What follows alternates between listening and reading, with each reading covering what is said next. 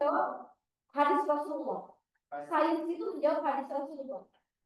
Bahwa setiap orang membentuk DNA sendiri dan kita dibentuk oleh orang tua kita, oleh environment kita. Jadi kalau kita nggak sesuai dengan kondisi kita sekarang, kita bisa membentuk DNA kita sendiri dan DNA generasi kita berikutnya. Ini hebatnya ilmu ini. Profesor Bruce Lipton itu meneliti bahwa manusia dewasa itu memiliki 37 triliun sampai 50 triliun sel. Bayangin ya. Ingat ya. Kalau kayak saya ini 37 triliun ya. Yang gede-gede itu 50 triliun sel. Satu sel itu kekuatan magnet listriknya itu adalah setara dengan baterai 3 Ah. 2,4 volt, sorry. Jadi satu sel kita itu memiliki kemampuan listrik untuk menarik apapun yang ada di dalam semesta 1,4 volt. Kebayang nggak kalau itu aktif semua selnya? Apapun makanya ada orang yang cuma begini aja data, gini aja data. Baik itu orang, benda atau apapun yang ada di dalam semesta itu semua bisa ditarik oleh seorang tubuh manusia. Ini loh pelajaran. Jadi teman-teman, pertanyaannya tadi bagus Pak. Kenapa ya orang lain bisa menarik itu, kita enggak?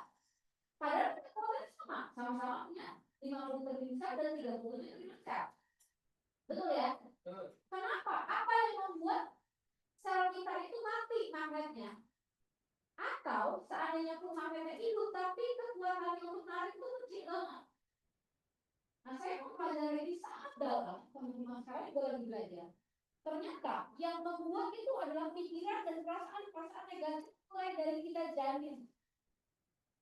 Jadi saat kita di dalam alam rahim, itu Allah bilang aku berikan penglihatan dan pendengaran. Itu ya ada ya.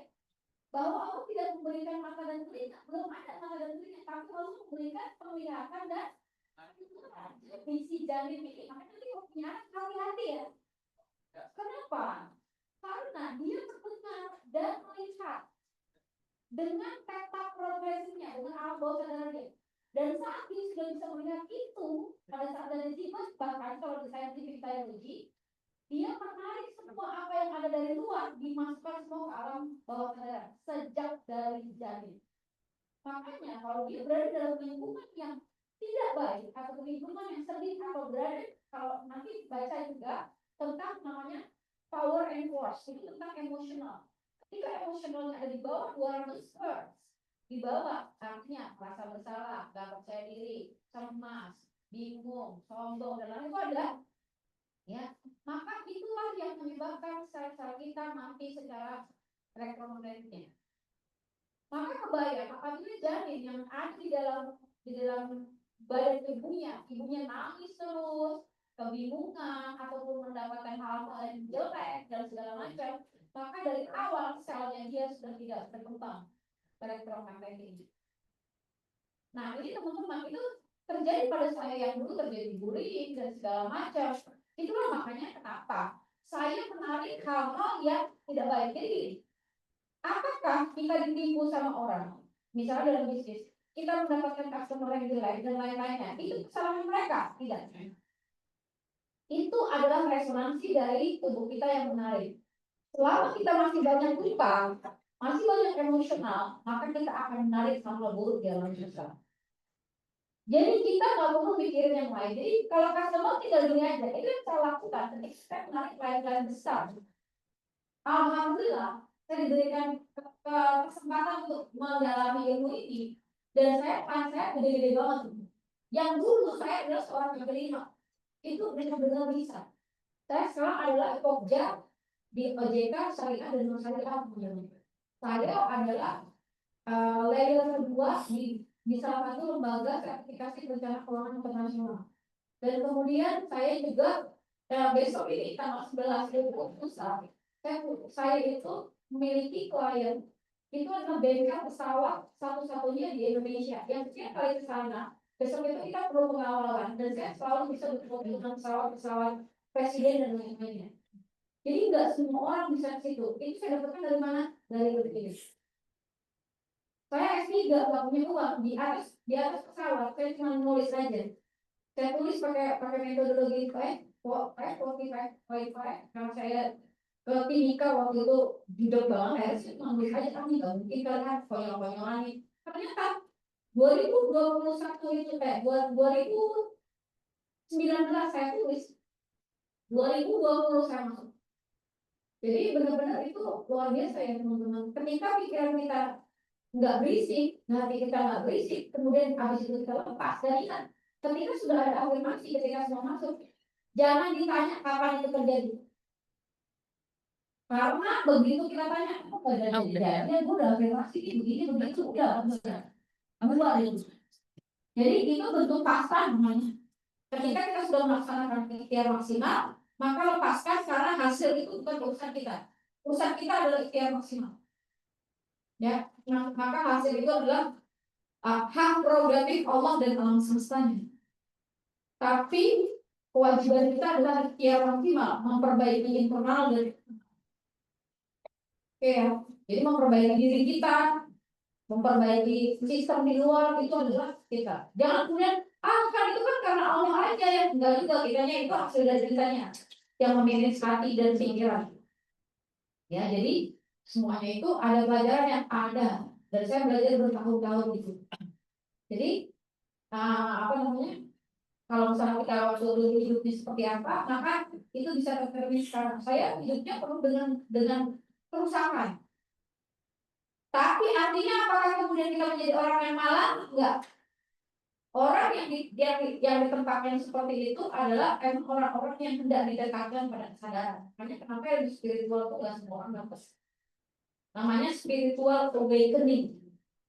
Jadi orang akan menemukan kesadarannya sendiri-sendiri dan dia dibangunkan biasanya orang-orang yang mengalami spiritual awakening adalah orang-orang yang mengalami hambatan ataupun ujian yang luar biasa. Sehingga dia sadar bahwa tadi dirinya adalah percikan Allah. Saya belajar sampai ke situ ya. Oh, ternyata percikan Allah itu berarti tugas saya cuma aroma aja. Berarti saya memberi Allah maha memberi, saya memberi. Kemudian Allah itu saya menyayangi. Agogo saya maafkan. Karena saya punya sifat itu, saya nggak bisa maafin, nggak kuat hati saya. Bisa sebetulnya, cuma nggak mau.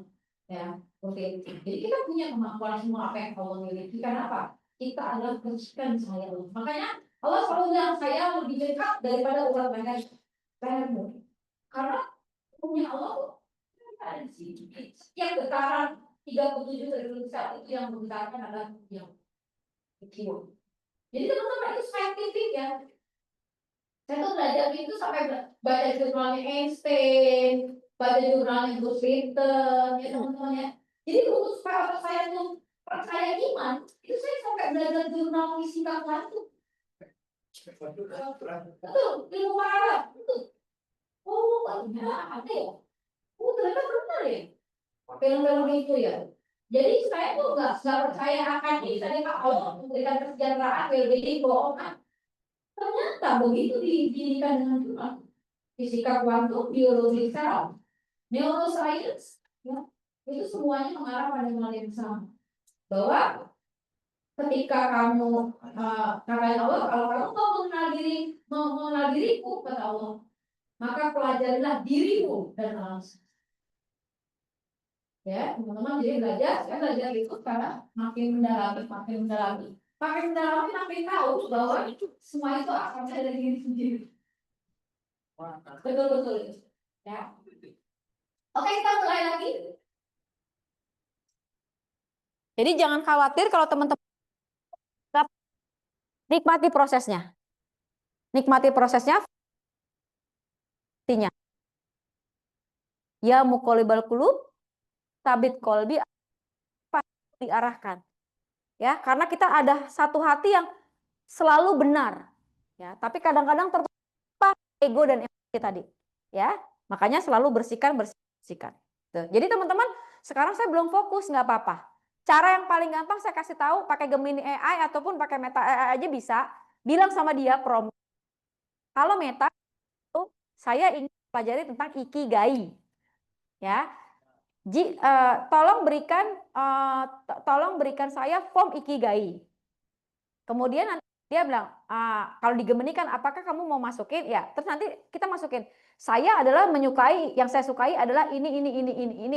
Yang kemudian saya ingin pasarnya begini. Dunia begini. Maka dia akan keluar semua tuh. Anda pilihannya apa? Enak banget sekarang. Canggih, tapi ada metodologinya, Ikigai. Tapi kita nggak usah bayar Ikigai, pakai aja karena dia bisa. Jadi teman-teman kalau mau fokus nanti coba ya, pakai Gemini. Kemarin saya cobanya pakai Gemini AI dibanding Meta AI. Gemini AI dia bisa menawarkan kembali dia mau buatin apa kan, kayak gitu ya. Jadi teman-teman buatin itu enak banget. Terus saya bilang, bagaimana hubungan saya dengan traveling? Kan saya juga suka traveling. Diinin lagi sama dia. Dengan dunia sekarang begini. Saya kan pengen pendapatan sekian. Kan itu di Ikigai ada. Ketika kamu berani bayar mahal. Anda mau dibayar berapa? Saya kan dibayar per jam sekian. Itu berarti saya apa? Dikeluarin lagi sama dia. Jadi benar-benar mengarah. Tanya lagi semakin mengerucut. Itu bisa menggunakan AI. Jadi teman-teman nggak ada masalah. Ingat, tidak ada salah atau tidak ada benar dalam kehidupan. Everything hanya sebuah pembelajaran dan jadi syukuri aja. Pokoknya atas sesuatu hal kayak kemarin saya bayar 5,3 miliar itu semuanya adalah pelajaran. Pelajaran apa? Kalau nggak gitu saya nggak kenal ekonomi syariah. Kalau nggak gitu saya nggak kenal perencanaan keuangan. Kalau nggak gitu saya nggak menjadi kelompok kerja OJK. Kalau nggak gitu saya juga nggak akan sampai di sini. Atas segala sesuatu yang saya pikir nggak enak dulunya, itu adalah saya menjadi enak sekarang. Jadi ingat kata Allah, yang kamu pikir itu nggak enak, belum tentu itu nggak enak buat kamu. Ya, jadi saya tuh terkenal banget dengan ahli utang, karena saya dulu kena utang. Gitu ya teman-teman. Jadi ikutin prosesnya. Jadi nggak ada masalah, tidak ada teman-teman masih muda banget gitu ya. Jadi everything happen for a good reason. Nggak enak, everything happen for a good reason. Fa innamal usri yusra, innamal usri yusra. Setiap kali satu nggak enak pasti ada dua yang enak. Satu nggak enak, dua yang enak. Kayak gitu aja ya. Oke, kita lanjut. Kita akan ngebut karena kita mau di kasus. Kita akan ngebut, pertanyaannya nanti aja. Fikih muamalah itu apa sih? Fikih muamalah adalah aturan-aturan atau hukum-hukum yang mengatur hubungan antar manusia bersumber dari dalil-dalil yang terperinci. Jadi fikih muamalah adalah hukum baru yang diambil dari petikan-petikan syariat. Syariat itu apa? Al-Quran dan hadis. Bisa jadi zaman dulu Rasulullah itu belum ada hukum itu. Contoh, dulu ada nggak tentang narkoba? Nggak ada. Adanya adalah tentang miras. Maka nanti di sini para ulama modern atau ulama kontemporer itu nanti akan melihat syariat dikiaskan namanya. Itu berarti miras itu melanggar apa? Melanggar menghilangkan akal. Maka narkoba disamakan atau bahkan lebih buruk daripada miras karena dia tidak hanya menghilangkan akal tapi juga menghilangkan nyawa. Nah gitu caranya. Itu namanya fikih muamalah, hukum-hukum baru yang merupakan petikan-petikan hukum dari syariat. Syariat tuh hanya dua, Al-Quran dan hadis. Seperti itu. Dulu kredit card nggak ada. Kan gitu. Tapi sekarang ada kredit card syariah. Karena dulu nggak ada, karena Islam itu sifatnya adalah universal. Tidak lekang dimakan waktu. Jadi nggak bisa tuh, ini nggak boleh karena dulu nggak ada tuh kata-kata begitu, nggak ada. Semua bisa di compliance, bisa disesuaikan. Kenapa ada bank konvensional itu lebih dulu? Karena dulunya banknya adalah konvensional. Banyak banget bank konvensional, tapi ternyata setelah dilihat itu tidak sesuai syariah. Nah, orang Islam kan gimana caranya? Akhirnya nanti berbahaya bagi orang Islam. Akhirnya dibuatlah bank sesuai syariah. Tapi apakah benar-benar berbeda? Ya enggak. Kenapa? Ya karena nggak mungkin berbeda. Jadi semua teknisnya disamakan. Yang dihalalkan apanya? Akadnya yang dihalalkan. Teknisnya sama semua. Jadi sama semua. Dapat marginnya sama. Teknisnya sama. Cuman bentuknya dari yang tadinya akad yang tidak dibolehkan menjadi akad yang dibolehkan. Seperti itu. Terkesan seperti menghalalkan, tapi memang inilah bentuk ikhtiar maksimal. Ya, agar kita melalui akad-akad yang dibolehkan. Gitu.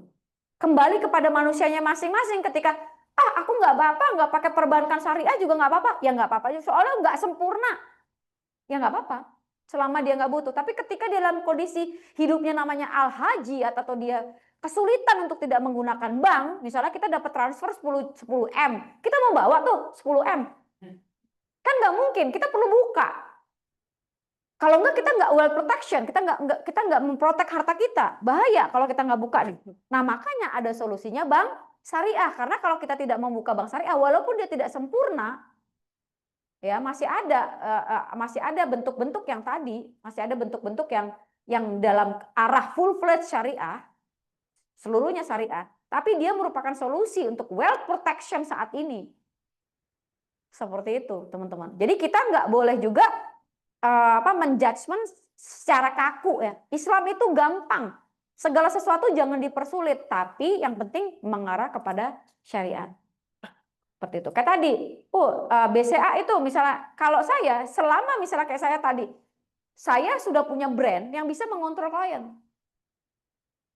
Waktu dulu enggak ngikutin apa kata klien. Tapi apakah saya mau hidup saya diatur orang mulu? Enggak. Saya mau ngatur orang, ternyata ilmu saya bisa nih. Oh, saya controlling. Caranya apa? Saya meningkatkan quality saya, meningkatkan jasa dan produk saya, sehingga dia hanya tahu siapa yang top of mind, aku. Kalau sama yang lain, ecek-ecek. Oke sama aku berarti dia mau beli gue. Oke, saya controlling. Makanya kalau teman-teman jadi pebisnis, buatlah produk dan jasa Anda menjadi top of mind dari customer. Sehingga nggak ada lain lagi selain kita. Maka mau nggak mau beli. Ada nggak di sini yang kita kayak gitu? Ada beli barang yang, aduh saya pengen yang itu. Tapi aturannya kudu begitu. Kudu ngikutin kita. Ya nggak? Karena saking pengennya kita tuh beli barang itu. Nah dia berarti udah mengontrol kita semua tuh. Contoh sekarang ini aja. Grab atau Gojek. Sekarang betapa sulitnya kita nggak pakai Gojek atau Gokar. Atau Grab, bener nggak? Berapa lama kita dikontrol, dikasih convenience, bertahun-tahun dia prosesnya. Tapi sekarang akhirnya kita menjadi ketergantungan. Ketika ketergantungan, siapa yang kontrol? Mereka. Itu bentuk bisnis teman-teman. Pakai proses untuk bisa ngontrol. Dulu kita semua dikasih free, makin lama makin seneng. Sampai kita habitnya yang tadinya nggak pernah pakai online, semua tergantung. Tinggal sampai kita hidupnya tergantung, habitnya berubah. Langsung dia bilang, saatnya gua kontrol kamu. Ya, bisnis kita. Nah itu kita mencontoh dalam kondisi baik, positif tuh kayak gitu. Dan saya mendampingi teman-teman pebisnis saya seperti itu. Dulu dia, menjaga ada nasabah, sekarang menolak nasabah yang difficult. Itu bisa teman-teman. Dengan cara apa? Dengan sistem, dengan mensistemize. Ya, seperti itu. Nah ini jadi tujuan fikih muamalah apa?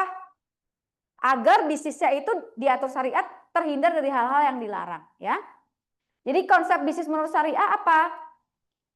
Konsep bisnis itu pada dasarnya boleh, hukumnya prosesnya boleh, dan itu adalah jual beli atau transaksi jual beli. Ya. Hukum dasarnya boleh tadi ya, semuanya dibolehkan kecuali yang dilarang. Ya, ada rukunnya. Nah, jual beli itu terjadi apabila ada rukun, ada penjualnya, ada pembelinya, ya. Kemudian ada akadnya. Kalau enggak ya berarti bukan jual beli, berarti ketemu biasa aja, bukan transaksi. Gitu ya. Jadi akadnya ada penjual, ada pembeli, ada akadnya. Ya, kalau enggak ada tiga ini maka tidak terjadi dah jual beli, gitu ya, kira-kira seperti itu. Nah, ini yang paling penting teman-teman yang perlu diingat.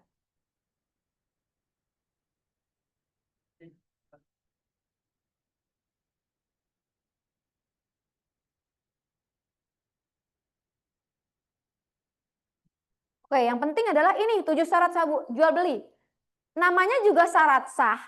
Jika 7 hal ini terjadi pada bisnis kita, maka setiap persen atau setiap rupiah yang kita dapatkan menjadi tidak sah. Artinya sama aja kita memakan harta yang tidak sah. Sama dong sama maling, ya enggak? Jadi jangan sampai seperti itu, padahal cuma sedikit banget. Apa saja? Yang pertama saling rela. Jangan pernah menjual dalam bentuk forcing atau paksaan. Banyak nggak yang kayak gitu? Apa? Coba.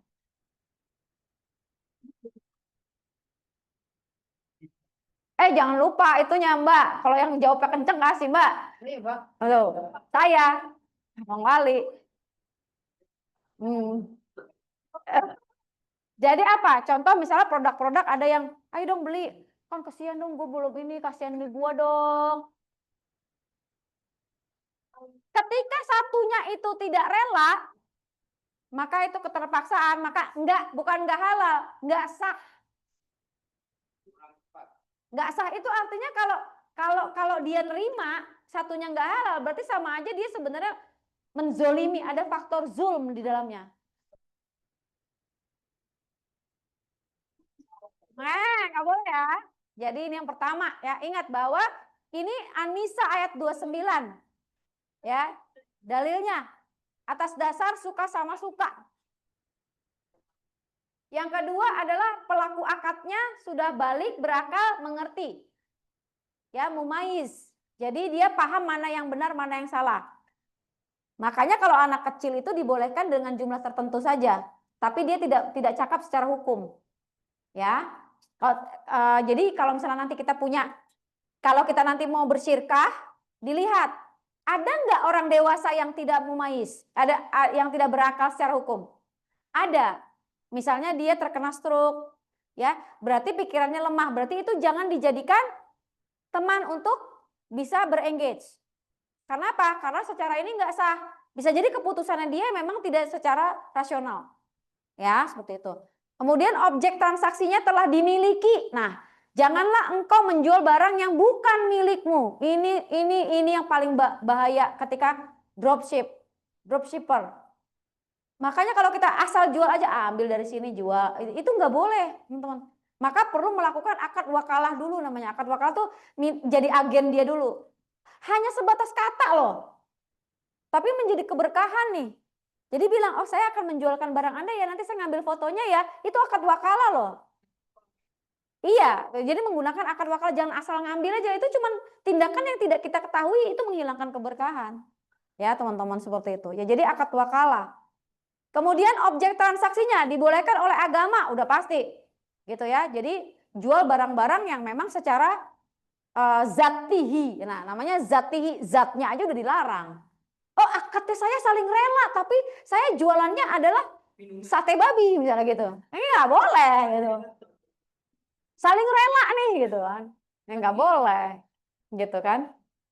Ya, misalnya siapa tahu mau nggak buka restoran nih di daerah misalnya Bali ataupun daerah yang mana yang memang dia membolehkan itu. Ya kita lihat-lihat dulu. Ketika restonya itu menjual itu walaupun akadnya saling rela tetap nggak boleh. Ya, karena zatihinya udah pasti nggak boleh.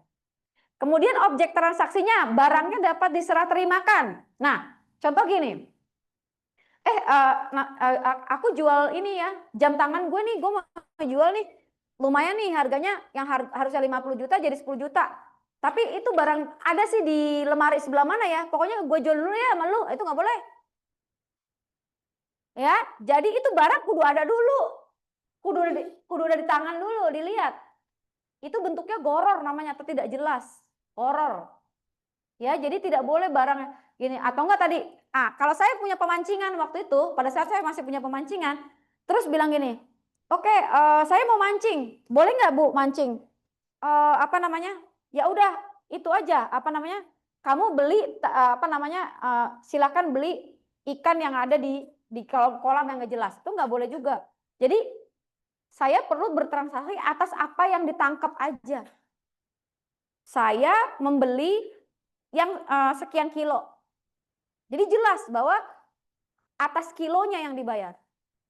Gitu. Jadi misalnya saya, ada yang mau mancing nih, saya masukin 20 kilo. Terus udah gitu, saya nanti nagih. Padahal yang dia mancing karena nggak jago, dapatnya cuma 10 kilo nih. Kan masih ada sisa 20 kilo. Terus saya bilang, tadi kan 20 kilo tuh nggak boleh, karena kan masih ada di situ. Nah ini teman-teman, jadi perlu jelas benar-benar. Ya. Kemudian objek transaksi diketahui oleh kedua belah pihak saat akad. Barangnya jelas. Jika itu memang jauh, maka perlu spek yang paling jelas. Jadi speknya warnanya apa, Nah, atas itu nanti ada namanya khiyar. Ya, ada khiyar. Khiyar itu apa? Khiyar itu ada khiyar aib, syarat ya. Khiyar aib itu ada begini. Khiyar majelis. Khiyar majelis itu kalau dalam satu tempat, oh ini saya nggak mau nih, membatalkan, boleh. Salah satu pihak boleh membatalkan. Kalau khiyar aib apabila ada cacat. Nah, itu ada tuh di klausul bahwa kalau ada cacat boleh ditukar. Itu namanya khiyar aib. Kalau khiyar syarat apabila syaratnya tidak sesuai dengan apa yang diminta. Itu namanya khiyar syarat. Ya, seperti itu. Kemudian harga saat transaksi. Nah, itu harganya kudu jelas. Tidak boleh ada dua harga dalam satu transaksi. Artinya apa? Jadi gini, tapi kan kalau dalam penawaran kan boleh antara kredit sama tunai, ya kan? Kalau masih dalam penawaran boleh, teman-teman. Misalnya gini, oke, aku akan jual mobil ini secara tunai 100 juta, kalau cicil 200 juta. Oke deh, sama Mas Noval nih bilang, oke, aku beli, oke ya Mas, deal ya, deal. Tapi belum ditentukan mana yang 200, mana yang 100. Nah, itu yang nggak boleh. Jadi pada saat, oke saya beli yang tunai, nah gitu. Pilih yang mana? Yang mana yang mau diambil. Jadi jangan, oke saya beli, oke udah lanjut aja. Jadi udah beli tapi harganya masih 2 nih. Itu yang nggak boleh ya teman-teman. Jadi ini 7 syarat ini ini sedikit banget sebenarnya, kita sering banget lakukan, tapi sebenarnya itu yang menutup keberkahan. Ya supaya kita tahu padahal itu cuman kadang-kadang cuman gara-gara cuman diakad doang gitu ya. Seperti itu ya. Nah, tadi bahwa barang-barang itu perlu diserah terimakan. Jadi nggak boleh ada barang yang belum diserah terimakan udah dijual dulu. Contoh nih, saya petani apukat misalnya gitu ya. Saya beli apukat itu misalnya di daerah Depok misalnya. Terus saya jual di daerah Bekasi misalnya. Terus saya bilang gini, oke, udah saya jual sekian, padahal apukat yang dari Depok belum saya terima, itu nggak boleh. Gitu. Kenapa? Karena bisa jadi yang dari Depok terjadi hal-hal di jalan, dia guling dan segala macam, saya udah nerima duit. Maka perlu diterima dulu. Ya. Atau kalau seandainya memang dalam kondisi yang itu, perlu ada jaminan. Kafalah ya, ada jaminan bahwa jika terjadi hal-hal itu belum tentu, maka perlu diberikan jaminan berupa penggantian barang. Nah, itu penggantian barang yang sama, karena gini, sama-sama apukat misalnya. Tapi apukat yang udah jatuh dengan apukat lain pengganti itu belum tentu sama kok. Betul kan? Nah, yang kayak gitu tuh namanya goror. Jadi nggak boleh gitu, teman-teman. Jadi makanya lebih baik diterima dulu barangnya, karena ada nggak yang begini? Loh, kan gue pesennya ini, kenapa datangnya ini? Nah, jadi banyak konflik nih gara-gara ini. Karena iya, soalnya waktu gue jual itu barangnya masih di sono. Nah, itu nggak boleh. Makanya perlu ada namanya kabet. Kabet artinya menerima barang dulu, diterima dulu, baru dijual. Jadi kita udah pasti nih jual barang sesuatu yang udah di dalam genggaman. Ya, seperti itu. Supaya tidak terjadi apa? Konflik. Ingat bahwa segala akad itu adalah untuk menghindari kerusakan di muka bumi. Salah satu kerusakan di muka bumi adalah konflik. Gitu, ya, seperti itu. Ya. Gini. Barang siapa membeli makanan maka jangan dijual sebelum terjadi serah terima barang. Ini Rasulullah, ya. Kemudian aku bertanya kepada Rasulullah, jual beli apakah yang diharamkan dan yang dihalalkan? Beliau bersabda, "Hai keponakanku, bila engkau membeli barang jangan dijual sebelum terjadi serah terima." Ya, seperti itu. Jadi kalau masih belum serah terima, artinya dia masih punyanya penjual yang sebelumnya. Nggak boleh kita jual. Belum sampai ke tangan. Kayak gitu, ya. Kemudian akad lagi apa? Konsekuensinya ketika udah serah terima, ya, maka itu boleh dijual. Ya, seperti ini konsep ini bisa dibaca ya nanti teman-teman ya. Apalagi, nah ini hak khiyar. Jadi kalau teman-teman nanti bisa memberikan hak khiyar, maka teman-teman berikan hak khiyar, ya. Meneruskan atau membatalkan jual beli atas tujuan tertentu. Ini tadi jenisnya majelis, kalau kita masih dalam satu majelis yang sama, transaksi, syarat sama aib. Kalau misalnya barang boleh ditukar jika tidak sesuai pesanan. Nah, itu masuknya khiyar apa? Syarat. Syaratnya misalnya saya belinya warna biru, datangnya warna merah. Nah, itu kalau ada khiyar syarat, maka ini boleh ditukar. Ya, seperti itu. Kemudian apalagi? Waktu. Jual beli itu boleh kapan? Angkat tangan. Waktunya jual beli boleh kapan? Kapan saja? Kecuali waktu sholat. Oke, good. 2. Dapat lagi. Ya. Kewajiban sholat Jumat, sholat jemaah. Ya. Jadi di dalam masjid tidak dibolehkan. Noval, Mas Noval nih tadi depan. Mbak siapa? Nabila. Ya. Di dalam masjid, ingat bahwa transaksi sekarang pakai handphone. Ada yang suka transaksi dalam masjid? Pakai handphone? Enggak ya, matiin dulu ya. Jadi kalau di dalam masjid itu matiin aja dulu. Kadang-kadang kita nih bisnismen kan, bisnismen, ya enggak? Bisnismen. Jadi lagi sholat Jumat juga tetap transaksi, nggak boleh ya? Itu nggak boleh. Jadi pada saat di masjid semuanya dilepas, ya. Kemudian, nah ini dia. Tadi tes lagi apa hukum dari transaksi muamalah? Angkat tangan. 1, 2, 3, 4. Apa hukum dari jual beli atau muamalah? Mubah. Terus mana lagi? Tadi? Ya. Yang muamalah mubah. Wah. Idem. Jawaban idem lagi. Mana lagi? Mubah. Mubah, bisa transaksinya menjadi haram. Kalau misal transaksinya itu ada unsur haramnya itu bakal jadi haram. Oke. Terus jadi tuh tema awalnya mubah. Oke. Jadi dibolehin. Oke, good. Apa? Jais. Jais, artinya? Bisa boleh. Boleh, oke. Apa? Halal, mubah, oke. Ingat ya, ingat sekali lagi bahwa hukum jual beli itu mubah kecuali yang dilarang. Nah, ada belakangnya. Mubah kecuali yang dilarang. Mana yang dilarang? Nih. Nah, kita akan fokus kepada yang dilarang. Yang dilarang nomor 1 adalah gharar. Apa itu gharar? Ketidakjelasan, tidak jelas fisik ukurannya, sifatnya, harganya, jangka waktu pembayarannya yang tadi tidak bisa diterimakan barang dimiliki, ya. Nah, salah satu bentuk spekulasi saham yang tadi ketika kita benar-benar asal nunjuk aja itu masuk di dalam gharar. Gharar besar. Ya, transaksi MLM, transaksi asuransi konvensional itu ada yang unsur gharar di dalamnya. Makanya dia menjadi yang dianalisa di SNMUI menjadi haram hukumnya. Udah, silakan. Kalau saham meskipun kita tahu cara analisisnya. Iya. Hasilnya belum tentu sesuai analisis kita meskipun analisisnya udah terlihat. Iya. Iya. Jadi makanya sebenarnya spekulasi yang nggak boleh adalah ketika kita nggak punya ilmunya dalam menentukan spekulasi tersebut. Ya, makanya kalau memang mau transaksi trading kan sebenarnya nggak masalah selama kita punya ilmunya untuk melakukan itu. Ya, ilmunya yang benar, jangan asal tembak-tembak aja. Jadi teman-teman ikutin analisis ya, pelajaran teknikal analisis supaya meminimalisasi resiko spekulasi tinggi. Tapi ada ulama yang memang bilang trading itu udah nggak boleh karena lebih cenderung kepada spekulatif. Ya, jadi teman-teman buatlah saham itu menjadi investasi aja, bukan spekulatif. Beda ya antara trader dengan investor.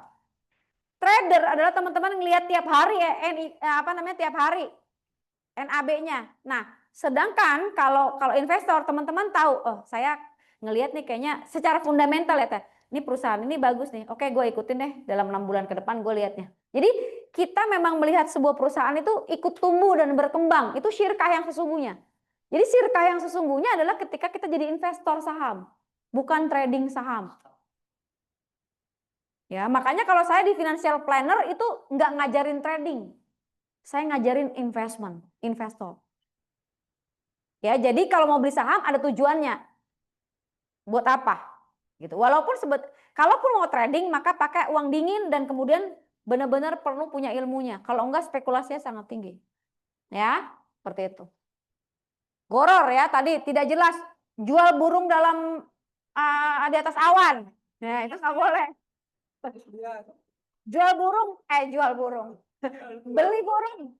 Iya benar, menjual burung di atas awan. Kalau kamu nanti bisa menembak burung itu, kamu akan saya kasih, itu nggak boleh ya teman-teman. Itu jahiliyah. Nah, kalau lomba selama hadiahnya itu adalah uang dari sponsor, bukan dari kita, itu nggak apa-apa. Tapi kalau seandainya kita yang bayar, ya kalau kita yang bayar nih, urunan nih, kita urunan nih buat beli hadiah, ada yang dapat, ada yang enggak, itu nggak boleh teman-teman. Makanya di kita nggak boleh ya ada tukeran kado ya. Di kita itu nggak boleh ada tukeran kado. Kami muridnya Ustadz Erwandi Tarmizi. Jadi nggak boleh yang namanya tukeran kado itu horor. Kenapa? Bilangnya seharga maksimal 50.000, ada yang beli 5.000. Begitu dapat apa yang terjadi coba? Banyak yang kecewa nggak? Nah, itu nggak boleh karena tuker-tukerannya itu nggak seimbang. Sehingga nggak saling rela, itu banyak banget nggak sahnya. Makanya kita menghindari itu. Ya, menghindari tukeran kado. Ya, seperti itu. Ya. Kalau apa namanya, kan yang lagi ramai juga tuh kayak kita investasi emas. Iya. Ya. Misalkan emasnya digital itu gimana? Boleh nggak? Hukumnya gimana? Kalau emasnya digital itu tapi bisa dicetak. Ya kan? Nah, ini ada menarik nih kalau misalnya emas. Jadi sebenarnya kalau emas itu termasuk barang ribawi. Dia ada riba fadl dan riba nasiah di situ. Ya, kalau kita salah dalam jual beli emas. Tapi di Indonesia sendiri itu ada beberapa hukum. Ya, dia menjadi timbul riba fadl dan riba nasiah ketika emas itu dianggap sebagai alat tukar. Kalau bagi ulama salaf ya di ulama salaf seperti ulamanya kita Ustadz Erwandi Tarmizi, mau kapanpun dia tetap alat tukar. Tapi di Indonesia menggunakan boleh untuk mencicil emas dan emas itu boleh dibeli tanpa tunai karena menganggap emas itu di Indonesia bukan sebagai alat tukar, tapi sebagai produk investasi biasa. Kemudian ada satu hal, itu yang pertama. Hal kedua yang dilihat oleh para ulama Indonesia pada saat mengeluarkan fatwa bolehnya cicil emas adalah ketika itu adalah memiliki nilai maslahah atau nilai kebermanfaatan yang lebih besar ketimbang buruknya. Kalau emas itu hanya bisa dibeli tunai, maka pergerakan kekayaan hanya terjadi pada 1 atau 2 orang saja di Indonesia. Yang beli emas cuma orang kaya doang gitu loh. Oleh karena itu berdasarkan hukum fikih, nah ini baru di setiap negara bisa jadi berbeda. Fikih muamalah Indonesia membolehkan itu karena alasan itu saat ini seperti itu. Jadi kita punya ada beberapa dalil yang berbeda ya. Jadi yang kalau pemerintah DSN MUI itu membolehkan karena alasan itu. Kemudian kalau ulama itu tekstual, benar-benar dari syariat, nggak boleh karena dia barang ribawi. Nah, kalau kayak gitu kita gimana nih? Mau ikut yang mana? Kembalikan, ya muqallibal qulub tsabit qalbi ala dinik. Maka akhirnya keputusan kita tuh mendapatkan ridho Allah. Mereka itu dua-duanya hanya untuk menjembatani aja. Ya, jadi nggak ada salah, nggak ada benar. Tapi kalau saya biasanya kalau mau membeli, misalnya mau leasing waktu itu syariah, sholat istiqoroh dulu. Kita tolong dibimbing ya Allah. Buat saya ini bagus apa enggak? Karena bisa jadi buat dia bagus, buat saya enggak. Gitu, teman-teman. Jadi balik lagi itu adalah self assessment dirimu dan Allah gitulah kira-kira seperti itu. Tapi ada guidance. Yang ini boleh karena, yang ini enggak boleh karena. Gitu. Kalau saya enggak pernah mau ingin debat karena semuanya itu berniat baik. Semua hukum di ulama kita berniat baik. Yang satu meluruskan secara tekstual, secara syariat. Yang satu juga untuk melihat masalah secara makroekonomi. Jadi buat saya dua-duanya bagus, kita tidak perlu ada perdebatan, tinggal adjustment ke diri sendiri aja. Gitu. Ya. Seperti itu ya. Lagi? Mungkin lanjutannya buat cicilan berarti nggak boleh. Nah, kalau saya menjawab saya pribadi ya. Bukan itu tadi karena cicilan itu udah ada fatwa. Saya nggak boleh bilang haram dong karena ada fatwanya. Tapi secara pribadi karena saya belajar fikih muamalah dari guru kita yang salaf dan saya tidak memiliki kepentingan atau kesulitan hidup ketika saya tidak mencicil, maka saya nggak ngambil mencicil. Karena secara hati nurani saya kayaknya bukan buat saya deh. Gitu loh. Nah, saya mengambil yang tabungan. Karena tabungan itu lebih clear. Kenapa? Harga hari ini, dibilang hari ini. Kalau cicilan kan harga hari ini, kemudian dapatnya entar. Itu kan yang tidak tunai. Secara riba kan kena tuh. Gitu ya. Kalau riba bayinya kena tuh, fadil sama nasiahnya. Ya, tapi tergantung orangnya. Jadi kalau orangnya merasa itu kan di fatwa ada, ya nggak apa-apa juga kan itu kembali kepada dan itu ulama kita juga, ulil amri kita juga. Kalau saya akhirnya balik lagi ketika saya itu sampai sekarang saya nggak ngambil cicilan. Saya membeli tabungan emas iya. Jadi tabungan hari ini saya beli saat adanya saya daripada beli kopi 50.000 beli emas. Nah, tapi emasnya kan nggak berupa nih, nggak ada kabetnya. Gimana? Sama uang di bank. Ketika uang di bank nggak bisa kemudian kita terima semua, tapi dia ada namanya buku. Secara hukum diakui buku itu, betul ya? Itu namanya kabet hukmi, teman-teman. Kabet hukmi atau penerimaan yang secara hukum diakui oleh. Jadi keberadaan emas kita ada di buku itu. Untuk apa? Untuk alasan wealth protection. Atas maslahat wealth protection. Tapi pada saat saya mau nyetak, ada nggak? Ada. Itu bukan emas derivatif, emas yang ada dijual secara tabungan di Pegadaian Syariah dan juga di bank-bank syariah itu tidak derivatif. Yang nggak boleh adalah emas derivatif. Pernah ketemuan nggak teman-teman? Ditawarin emas tapi sebenarnya nggak bisa dicetak. Dia cuma diperjualbelikan, kita kepemilikan seakan-akan punya emas. Itu namanya derivatif. Makanya banyak banget orang kaya banget dari derivatif. Pasar derivatif itu haram hukumnya dah. Karena dia sesungguhnya tidak ada barangnya. Dia hanya secara sheet aja. Anda membeli 100 juta dapat sekian emas ya. Barangnya saya mau ini nggak ada. Itu namanya pasar derivatif. Ada khusus namanya pasar derivatif emas. Kalau di bank-bank kita nggak jual. Itu di pasar tertentu. Biasanya kita suka di WhatsApp itu. Jadi ada nah biasanya orang-orang kita yang kaya-kaya itu karena itu untungnya gede banget. Sebenarnya itu judi gitu loh. Judi bukan judi sih, investasi derivatif deh, bukan judi. Investasi derivatif. Tapi secara hukum dibolehkan loh di Indonesia. Secara hukum di luar syariat dibolehkan. Tapi di kita enggak. Bukan judi dia, bukan. Jadi investasi derivatif namanya. Gitu, ya. Tapi di kita nggak boleh derivatif. Saham juga ada kayak gitu. Jadi saham itu ada kalau sekarang kita beli ya, emang benar-benar beli itu. Kita ada kepemilikan atas saham. Tapi ada yang disebut dengan saham derivatif. Jadi kita cuma kepemilikan menjual dan membeli misalnya seperti itu. Jadi kita nggak real punya saham. Nah itu ada namanya derivatif kalau teman-teman belajar. Nah itu di kita nggak boleh. Gitu ya. Karena sesungguhnya kita nggak memiliki barangnya. Hanya seakan-akan membeli, seakan-akan punya. Hanya sekedar selembar kertas saja tertera bahwa di situ saya ada. Tapi dia nggak ada barangnya. Tapi kalau yang di Pegadaian Syariah, hari ini saya mau cetak, dia juga bisa. Jadi barangnya ready. Kalau derivatif enggak. Dia hanya transaksinya aja yang dijual. Ngerti nggak? Jadi hanya transaksinya, bukan jual beli emas sesungguhnya. Gitu ya. Ya, silakan Mas Isa. Kalau untuk gacha gitu. Apa? Gacha. Gacha itu yang apa ya? Analisis itu transaksinya gimana? Undian. Oke, undian. Kalau undian, ketika kita membeli sesuatu, barang ataupun jasa, kemudian itu sebenarnya undian itu kan hadiah ya. Nah, ketika hadiah, itu semua tergantung niatnya.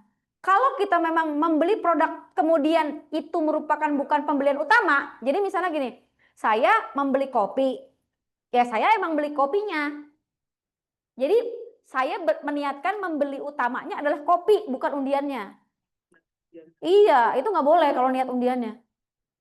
Makanya anak-anak tuh kalau yang di warung-warung tau nggak yang ada undian itu, dia beli mulu gara-gara saya pengen dapat uangnya, itu udah judi, itu udah nggak boleh, itu judi.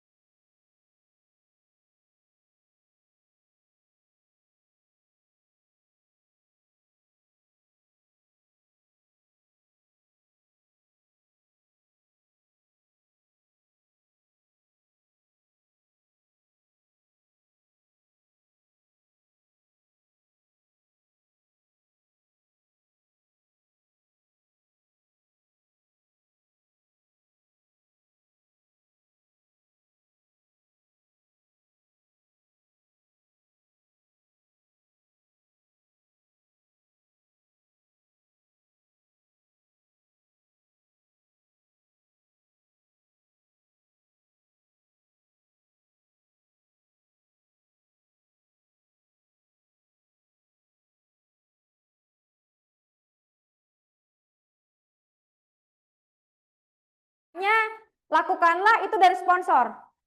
Oke? Jadi solusinya adalah jangan pakai uang pendaftaran untuk hadiah. Kalau saya udah tahu kayak gini, langsung hadiah dibeli dari sponsor aja. Gitu. Ya, iya silakan. Hah? Iya itu. Sebenarnya itu mengarah kepada itu. Dari kecil udah diajarin judi ya. Jadi dari kecil tuh anak-anak kita udah diajarin judi, beli kotak-kotak yang sebenarnya itu yang dia akan beli terus karena ngarah ke ada uangnya di salah satunya. Itu udah nggak boleh. Jadi yang dibeli itu adalah itunya. Bukan jajanannya. Dia sebenarnya nggak pengen beli makanannya gitu.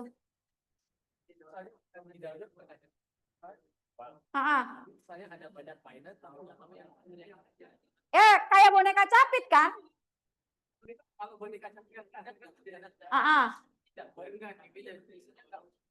Nah, itu kan semuanya iya. Berarti kan gini ya.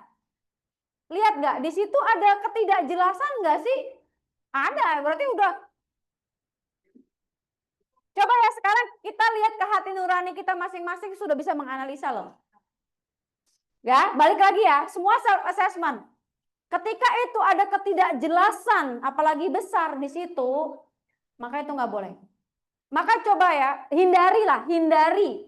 Masih banyak barang yang halal. Ya, masih banyak barang produk yang halal membuat kita berkah, hindari yang kayak gitu. Contoh misalnya jual beli di sini ada yang berbisnis nanti kambing kurban. Ketika kambing kurban tidak boleh menjual janin yang ada di dalam perut, itu nggak boleh. Haram hukumnya. Tapi boleh menjual induk yang lagi hamil. Ingat ya, tidak boleh menjual janin yang ada di dalam perutnya, nggak boleh. Karena belum tentu hidup, belum tentu itu goror, kilonya berapa, nggak jelas. Maka itu nggak boleh. Tapi beli induk yang lagi hamil, boleh. Ingat ya, tuh bedanya tipis banget. Ya teman-teman, hati nurani kita tuh udah bisa baca sebenarnya. Jadi kalau misalnya kadang-kadang ngeyel, tapi kan, ya itu balik lagi. Semua kembali. Kalau misalnya kita beli, misalnya hewannya lagi ngandung, nah tapi dihargai dengan sama yang lagi ngandung kayak gini, sedangkan belum tentu dia ini lahirin gitu. Iya. Jadi kita niatnya jangan saya menjual hewan bunting ini bersama dengan janin, nggak usah gitu, langsung aja harganya segini gitu aja. Jadi akadnya ya teman-teman, hati-hati dengan akadnya. Gitu. Jadi ya udah emang dia kenapa ini? Ya pokoknya saya maunya kasih harga segitu. Jadi tidak beserta janin dalam. Jadi kalau itu harganya memang segitu karena dia memang ya jadi bukan menjual khusus cuman janinnya doang, enggak. Jadi pakai harga awal.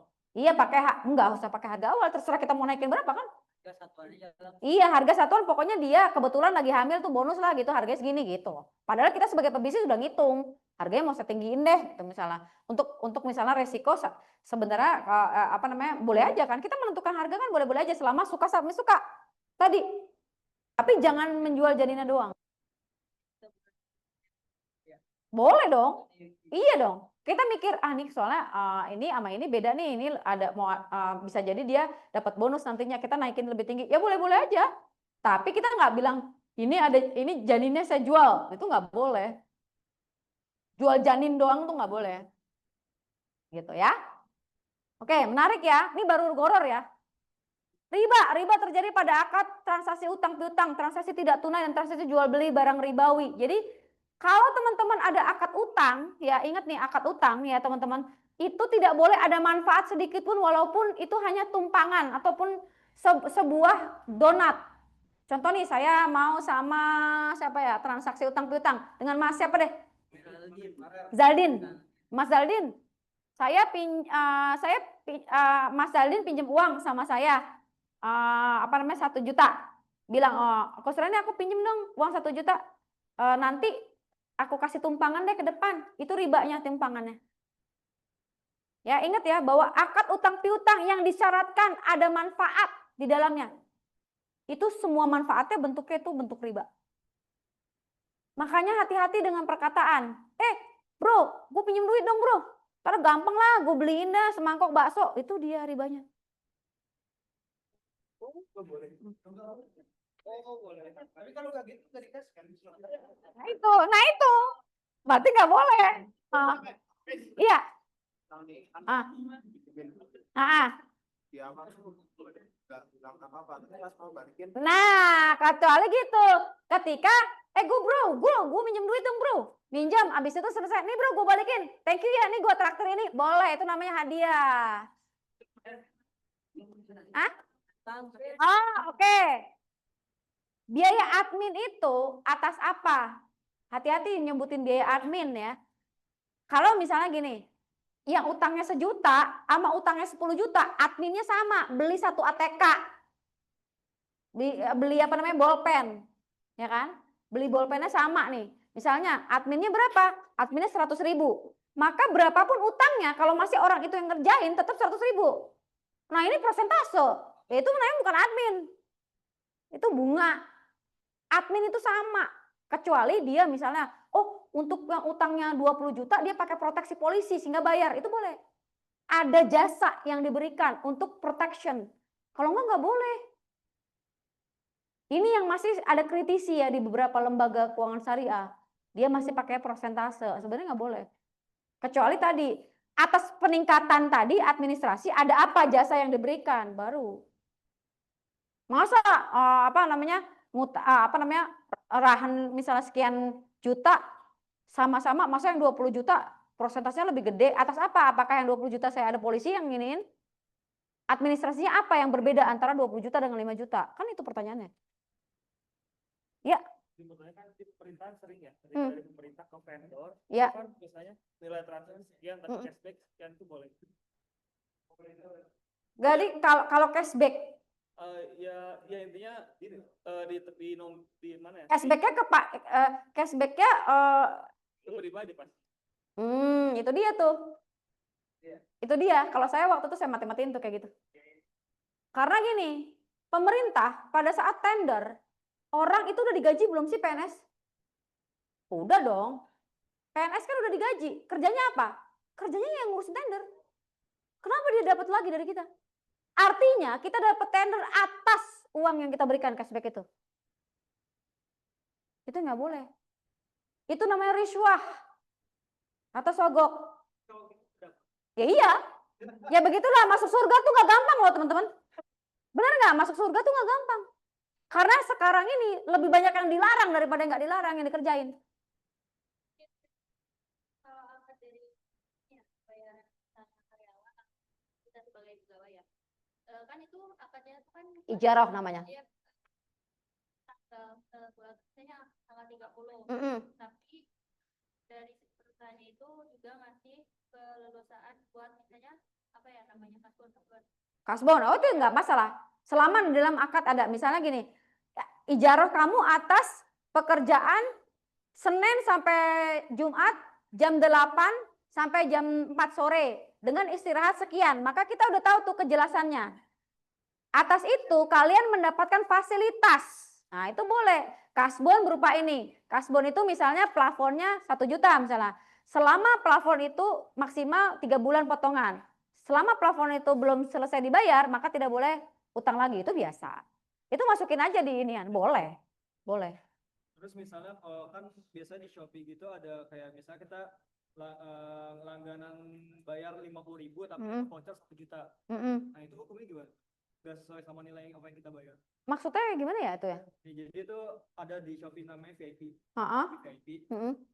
Jadi kita per bulan itu bisa per bulan, seminggu. Kita bayar member? Ya. Oh member. Misalnya tuh kita bayar 50.000. Voucher misalnya 1 juta.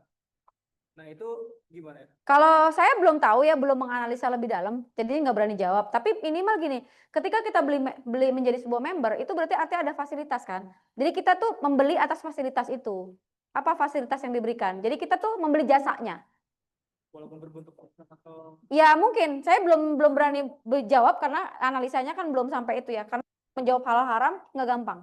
Jadi kita perlu menganalisa lebih dalam. Selama misalnya kita ikut member, komunitas atau apa, ketika itu kita ada fasilitas memang ada atas pembayaran fasilitas itu yang memungkinkan seperti itu. Tapi atas yang kemudian ada transaksi lain di luar fasilitas itu kita perlu menggali lebih dalam lagi untuk analisa. Gitu. Oke? 1 lagi, 2 lagi ya. Soalnya ini masih banyak banget. Kita mau studi kasus soal. Nah, Kita beli makan di McD ya. nah, McD itu kan terkenal buat Israel. ya. Kita kalau beli makan ke sana kita dapat gaji sama. Oh, ini persoalannya bukan fikih muamalah ya. Karena namanya value. Jadi kita menyangkut dengan nilai-nilai Islami kita aja. Jadi kalau saya itu kita balikan kepada pribadi kita masing-masing. Jadi kalau kita bisa melihat lebih banyak buruknya atau enggaknya sih. Jadi tadi baik generasi Z itu kan melihat nilai tadi membeli ya. Menurut kita, karena ada juga yang begini, tapi kan di Indonesia McD itu juga untuk banyak untuk maslahat, misalnya untuk itu, yaitu persepsi. Tapi kalau saya pribadi, kebetulan saya pribadi, itu saya melihatnya karena kita perlu jelas dulu apakah benar McD Indonesia ini satu menyumbang Israel. Ketika memang iya, berarti saya tanyakan, oke, berarti kalau menyumbang Israel berarti saya punya Muslim di sana. Itu saya juga. Berarti apakah saya jika tidak dengan McD itu yang jelas-jelas misalnya membunuh Israel, saya menjadi mati? Enggak, ya udah nggak usah makan McD dulu dah gitu. Itu bisa jadi kayak gitu. Tapi kalau misalnya ada nggak? Ada teman saya yang bilang, tapi kan dia juga bantu orang Indonesia. Kalau nggak itu, ya itu monggo. Jadi kalau itu balik lagi ya muqallibul qulub sabit qalbi ala dinik. Kalau saya terserang, kalau nanyanya pribadi sama saya enggak. Saya sejak pertama kali saya udah nggak makan. Gitu. Jadi buat saya masih banyak yang lain. Ada ayam suka-suka, ada ayam Husana, ada ayam ini, ayam itu. Saya membermekan UKM Indonesia. Seperti itu. Tapi kalau yang lain punya, saya menghargai setiap pendapat. Ya. Oke ya, kita lanjutkan dulu. Seru ya? Seru gak ya? Seru ya. Yang ketiga yang nggak boleh adalah zulm. Terjadinya kezaliman. Nah ini kita lihat ya apaan aja. Ada ghish itu artinya curang. Nah, itu tadi termasuk ijazah palsu. Itu ghish namanya. Terus kemudian najis yang bohong-bohongan, lelang palsu. Kemudian ada rupa nawar yang orang lain udah nawar, kitanya udah gua aja gua kasih lebih. Nah, itu nggak boleh, konflik jadinya, rukba. Nah. Terus kemudian ada ikhtikar, itu menimbun. Riswah tadi menyuap, ya. Jual beli barang untuk maksiat, itu nggak boleh. Maksiat itu bukan cuma zina ya teman-teman. Maksiat itu sesuatu yang dilarang, itu namanya maksiat ya. Seperti itu. Nah hati-hati terkait hal-hal tadi. Kecil sih. Pertanyaannya gini kadang banyak. Tapi Miss susah banget loh kalau seandainya nggak pakai kayak gitu kita nggak dapet. Karena balik lagi. Semuanya ketika kita menang dalam pikiran maka kita menang dalam kehidupan. Apapun yang kita pikirkan itu yang akan terjadi. Karena kamu yang udah bilang sulit, ya kamu yang memang sulit. Dapatnya cuma yang itu. Kalau buat saya enggak, masih banyak yang lain.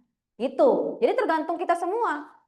Buat saya kemarin waktu itu, sekarang tambah bagus tuh. Seperti itu. Ya. Silakan.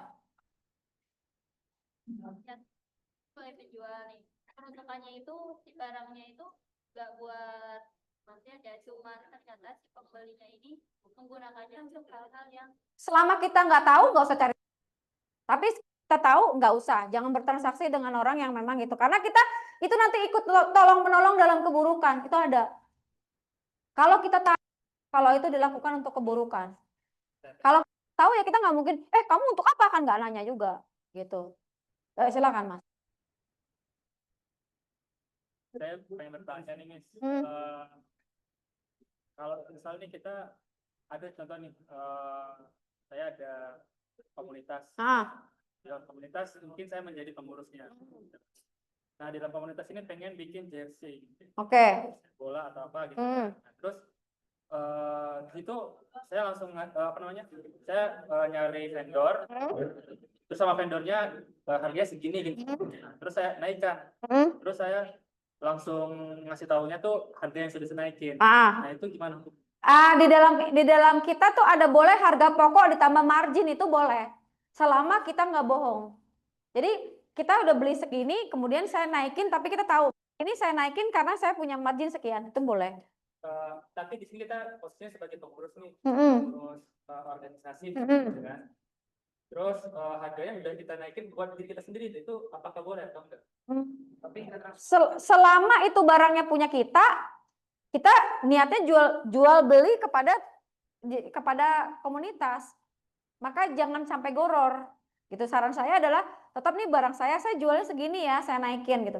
Tapi kalau misalnya ntar duitnya duit komunitas, kita yang beli kita dapat fee-nya itu nggak boleh. Duitnya itu dari anggota-anggota gitu. Iya, apalagi bukan uang kita kan, bukan uang pribadi kan. Nah, kita naikin. Atas jasa apa kita dapat gitu. Jasa nyari mungkin atau Nah, kalau kayak gitu berarti kita perlu sama dia bahwa atas itu, berarti itu namanya bukan laba dari produk, tapi bukan laba dari transaksi, tapi kita ijaroh atau jasa kita dalam itu kita dibayar atas itu. Nah, itu perlu clear di situ. Seperti itu. Ya, jadi dia bukan ngambil laba, tapi dia boleh nggak dapat lebih atas ijaroh. Nah, tadi atas jasa, ya atas jasa. Namanya itu seperti itu. Teman-teman hati-hati banget ketika kita misalnya seperti ini. Maka ada sebuah ayat Allah yang bilang begini nih teman-teman. Nih. Kan ini akan datang suatu masa, ini sabda Rasulullah ya. Akan datang suatu masa orang-orang tidak peduli dari mana harta dihasilkan. Apakah dari jalan halal ataupun dari jalan haram. Kapan masa itu?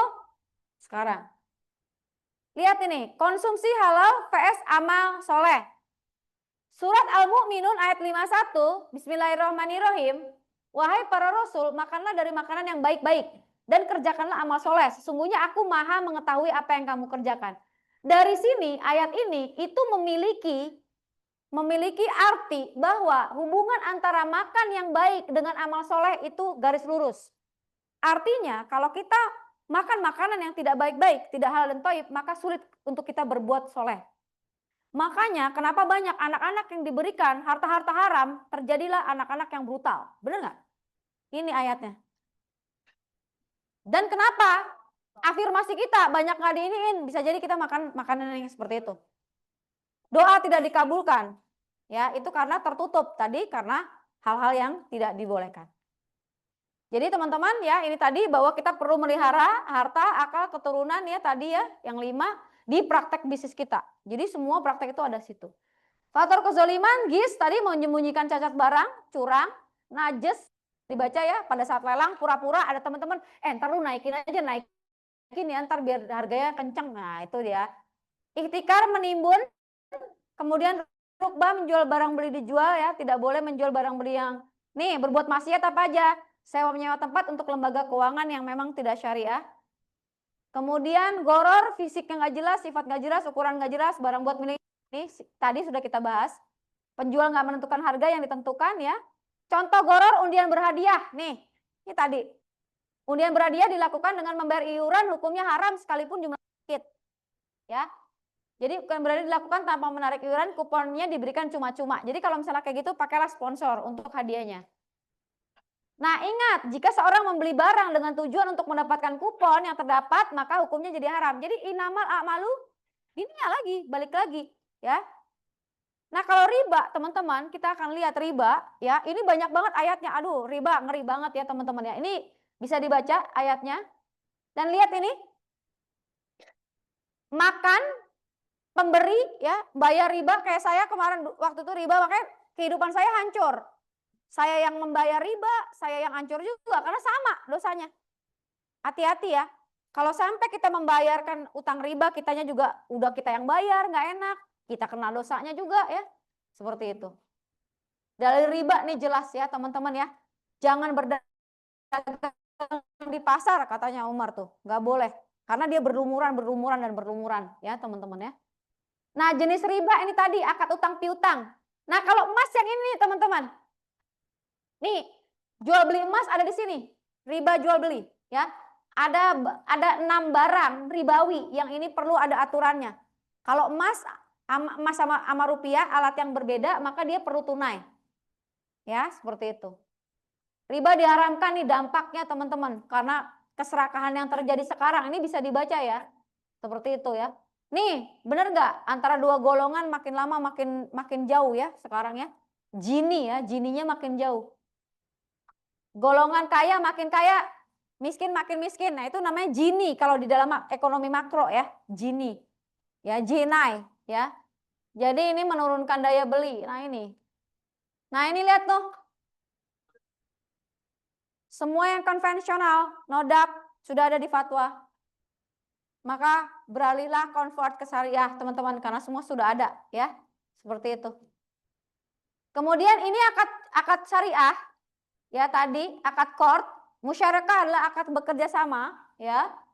Kemudian murabahah. Nah, ini bedanya kalau misalnya di bank syariah di bank konvensional membeli rumah misalnya senilai 1 M, kemudian 10 tahun menjadi 2 M. Dengan akad pinjam, maka utangnya ribanya adalah 1 M. Bagaimana di syariah? Di syariah, bank akan membeli dulu dari developer, dijual kembali kepada nasabah. Jadi akadnya menjadi jual beli, bukan akad pinjam meminjam. Ya, jadi beda akadnya akad jual beli. Mudharabah, nanti teman-teman akan misalnya di sini ada yang akad yang satunya duit doang, yang satunya adalah pengelolaan. Nah, itu akadnya namanya mudharabah, saling bagi hasil. Seperti itu. Terus ada ijarah. Ijarah itu apa? Sewa menyewa ruko. Nah, termasuk karyawan SDM itu adalah sewa menyewa jasa. Ya, itu masuk ke ijarah. Kemudian rahan apa? Gadai, ya. Kemudian salam ini jual beli yang yang pembayarannya di muka, barangnya kemudian, ya. Sifat tawaran itu ini perlu jelas, ya, seperti itu. Sifat barangnya perlu jelas. Salam adalah uangnya duluan, barangnya belakangan. Apa bedanya sama istisna? Istisna itu dibuat. Misalnya kayak menjahitkan baju itu istisna. Ya, di sini ada yang menjahitkan atau membuat barang? Ada? Nah, itu nanti akadnya istisna. Ya, seperti itu. Ada muzayah. Muzayah itu lelang, mukadah barter, ya. Ini tukar uang. Kalau teman-teman ke umroh, maka terjadilah sarf, tukar menukar, falas ya. Falas ya. Nah, ini bentuk kerjasamanya ya. Ya, dalil bersyarikat itu sangat baik ya selama tidak ada konflik di dalamnya. Ya, karena kalau ada 2 orang bersyarikat, maka orang ketiganya adalah Allah. Ya, seperti itu. Hukum syariat ini dasar-dasarnya, objeknya adalah apa saja? Ada objeknya, apaan? Tentang bisnis misalnya. Kemudian ada jumlahnya berapa? Ini yang perlu nih syarat-syaratnya. Laba pembagiannya jelas. Kalau ada kerugian gimana dibaginya? Ada jaminan enggak? Ya, ada nisbah apa enggak yang diperhitungkan? Sahamnya berapa? Jadi kalau kerugian apa yang dilihat dari kerugian itu? Ya, berapa itu ada. Nanti kita akan lihat ya contoh-contohnya. Kemudian sirkah ada macam-macam ya teman-teman. Jadi ini boleh dibaca tapi kita nggak sampai ke sini ya. Ada mudharabah nih kalau cuman satunya modal, satunya satunya adalah pengelola ya. Ada yang kayak gitu? Ya, jadi misalnya satunya punya keahlian, satunya punya modal, itu namanya mudharabah. Ya, seperti itu. Dan itu tidak boleh ada jaminan uang kembali. Ya, ingat ya kalau kayak gitu, tidak ada klausul, tidak ada jaminan uang kembali kecuali kalau kelalaian pengelola. Contoh misalnya ada force major kayak kemarin angin puting beliung. Misalnya dia lagi kerjasama peternakan ayam misalnya. Terus kemudian angin puting beliung, apakah itu karena kelalaian? Bukan, maka tidak dibolehkan jaminan kembali. Karena jaminan itu yang bentuknya riba. Artinya berarti kalau ada jaminan kembali tidak sama, tapi bentuk utang piutang. Kecuali kalau memang misalnya ada kelalaian dari si pengelola, maka itu dibalikin. Makanya untuk menentukan tadinya kelalaian perlu ada di dalam draft apa saja yang menjadi penentu kelalaian. Ya, seperti itu ya.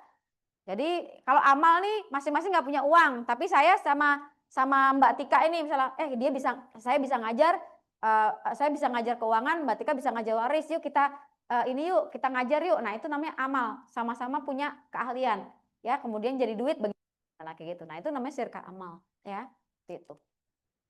Oke teman-teman ya, akad-akad itu kan untuk saat ini mungkin tidak bisa menganalisa karena kami aja juga dari kita di magister aja ya dari sekian belas itu cuma berapa orang saja yang memang memilih kalian.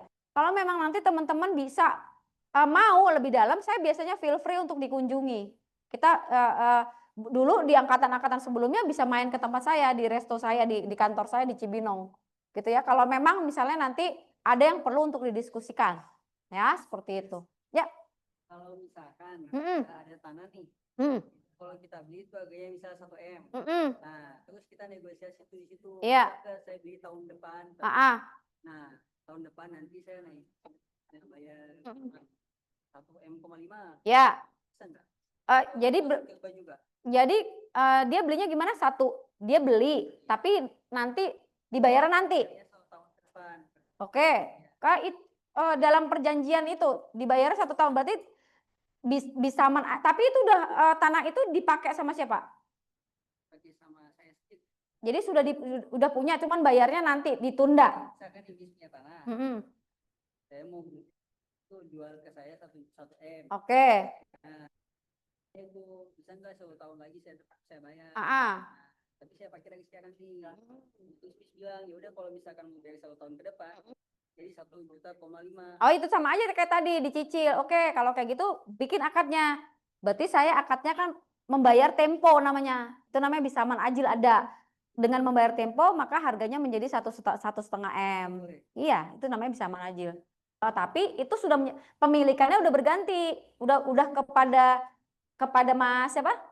Mas Zaldin gitu. Jadi karena transaksi itu kan sebenarnya kan kalau transaksi jual beli itu kan kepindahan kepemilikan gitu ya. Cuman cara bayarnya ada yang tunai, ada yang cicil, ada yang tempo. Nggak apa-apa, ada namanya bisaman ajil, ada ajil namanya. Tapi yang penting ada akadnya. Tapi itu sudah punya Mas Adin, cuman nanti di dalam draft itulah yang kemudian diiniin gitu. Zaldin ya, Zaldin. Oke ya. Gitu. Good. Oke, studi kasus teman-teman. Nah, ini gambarnya ini saya lagi di pengadilan ya waktu itu. Ini gambar saya beneran loh asli. Ya. Jadi ini gambar waktu kita lagi ada kasus-kasus di pengadilan. Jadi hati-hati, akad kerjasama ini luar biasa ya.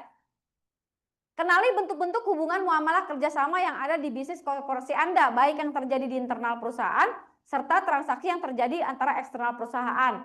Contohnya nih, misalnya di internal apa aja? Hubungan dengan SDM, teman-teman udah dapat ya? Nah, dapat ya worksheet-nya ya. Misalnya hubungannya apa aja di internal dengan SDM? Ada yang kontrak, ada yang apa namanya? SDM itu kan ada yang kontrak tetap sama freelance misalnya. Nah, itu akadnya sama-sama ijaroh, tapi bentuknya kayak gimana nih? Misalnya yang freelance itu untuk marketing pembagian persentase.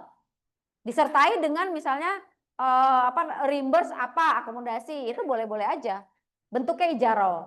Terus nanti yang di dalam apa lagi? Pemegang saham utama misalnya. Itu kan internal ya. Kayak gitu. Nah, itu pembagian sahamnya seperti apa? Nah, itu ada di situ. Eksternal banyak, purchasing, pembelian dengan supplier A, supplier B. Ya, seperti itu. Bentuknya kayak apa? Tadi ada yang tempo, ada yang cicil, ada yang tunai. Misalnya seperti itu. Jadi, di dalam bisnis itu transaksi sangat banyak, teman-teman.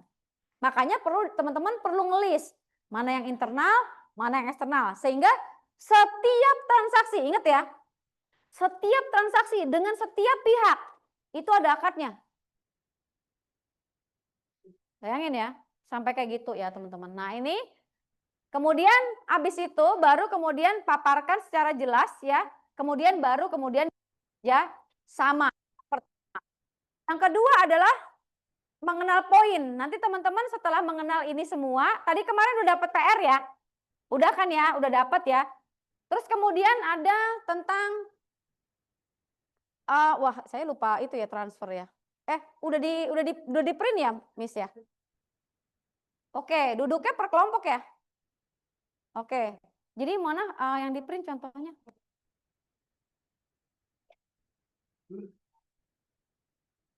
Sambil. Nah teman-teman ini saya bikin contoh kerjasama, saya kirim ke Miss Atika ya biar ditampilin Word-nya ya. Atau sebentar. Udah ada ya? Iya, yang dikirim ke Miss Salma coba yang Word ya. Contoh akad ya. Nah, ini teman-teman di dalam akad itu nanti kalau teman-teman bikin akad apaan sih yang penting? Ini ada poinnya. Contoh yang pertama adalah para pihak siapa aja yang bekerjasama. Bismillahirrahmanirrahim. Nama ini yang bertanda tangan di bawah ini. Satu, ibu ini, bapak ini yang disebut dengan alamat di sini disebut dengan pihak pertama. Pihak kedua. Yang pertama adalah para pihak. Yang kedua ketentuan umum, misalnya pasal 1 ketentuan umum, ketentuan bahwa bisnis yang akan dikerjasamakan adalah bisnis berupa ini dengan merek ini, misalnya itu ketentuan umum. Terus ada terkait modal usaha, sebutkan masing-masing bahwa setiap pihak memiliki, pihak pertama berapa persen, pihak kedua berapa persen modalnya. Kemudian pembagian keuntungan, keuntungan diberikan adalah keuntungan laba bersih atau keuntungan laba kotor. Nah itu juga ada dimasukkan. Terus kemudian berapa persentase masing-masing, sekian persen, sekian persen, sekian persen pihaknya. Kemudian cara pembagiannya adalah laba bersih kemudian akan disampaikan melalui bank transfer, misalnya seperti itu, sebutkan banknya kalau udah ada, gitu. Terus kemudian kerugian, jika terjadi kerugian bisnis maka pembagiannya seperti apa? Nah ini ya, di dalam Islam tidak ada profit sharing. Nah ingat ya, di dalam Islam tidak ada profit sharing, nggak ada pembagian keuntungan, adanya profit loss sharing. Bedanya kalau profit sharing dia nggak mau rugi. Konvensional kan nggak mau rugi. Kalau rugi lu aja, kalau untung sama gua. Mau nyubit nggak mau dicubit. Kalau di kita, kamu mau untung, kamu juga mau rugi. Tadi, misalnya saya naruh uang 1 M untuk bikin pembangunan ayam, ya. Uang dari saya, modal semua dari si B, ya. Kemudian kita keuntungan nanti keuntungan bersih dibagi 2 setelah dikurangi biaya-biaya. Tiba-tiba terjadi angin ribut. Itu bukan kelalaian kita kan sebagai pengelola. Terus kemudian gue nggak mau rugi, pokoknya lu bayar 1 M, nggak boleh tuh. Karena itu bukan karena kelalaian pengelola. Dia rugi tenaganya, saya rugi uangnya. Maka itu namanya keadilan. Ya, jadi di Islam itu seperti itu, ya, profit loss sharing. Maka di sini ada tulisan pembagian kerugian. Dapat pembagian keuntungan, dapat juga pembagian kerugian. Kalau emang ada rugi, berapa persen nih? Masing-masing nanggung. Kalau ada perlu utang, kerugian dibayar pakai utang, berapa persen yang nanggung? Gitu, ya. Kerugian. Terus pengembalian modal, seperti apa pelaksanaannya? Misalnya periode kan di dalam akad itu wajib bahwa akad periode kerjasama ini terhitung mulai dari tanggal sekian sampai tanggal sekian. Jadi nggak boleh tuh, yuk kita kerjasama, nggak jelas itu nggak boleh tuh, horor. Jadi ada misalnya dalam 3 tahun, setelah 3 tahun boleh ditinjau, diperbaharui lagi. Jadi selalu ada akad yang jelas. Jika di dalam 3 tahun ada yang mau keluar modal, maka kalau ada di sini tulis juga. Jika di dalam proyek kerjasama kemudian ada pihak yang menyatakan mengundurkan diri misalnya, maka akan terjadi akan membayar apa? Itu disepakati bersama di depan. Hak dan kewajiban masing-masing pihak apa aja? Itu ada semuanya di situ.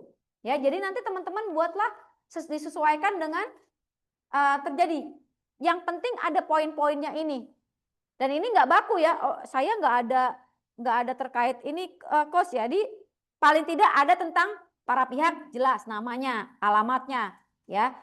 Kemudian nomor teleponnya, modal usahanya seperti apa yang dikerjasamakan, pembagian keuntungannya gimana, rugi gimana, pengembalian, ini semuanya hanya dasar-dasar aja, ya.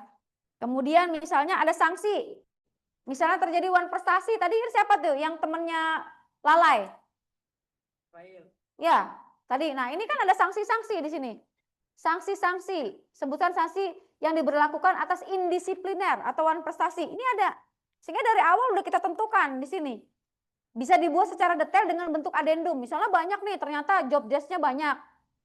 Itu dibentuk namanya akan disampaikan di dalam lampiran, di dalam kerjasama ini dalam bentuk adendum, itu boleh. Jadi tambahan-tambahan di luar kerjasama itu boleh. Jadi kayak gitu.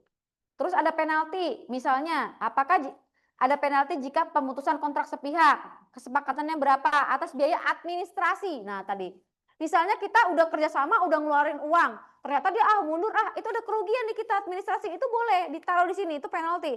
Penaltinya bukan berupa riba ya, margin, tapi atas dasar kerugian administrasi yang ditanggung. Maka itu di dalam Islam ada takwir ta'zid kan? Nah itu sebenarnya adalah penalti administrasi, ya seperti itu. Periode perjanjian wajib. Nah kalau di kita saya selalu masukin ahli waris.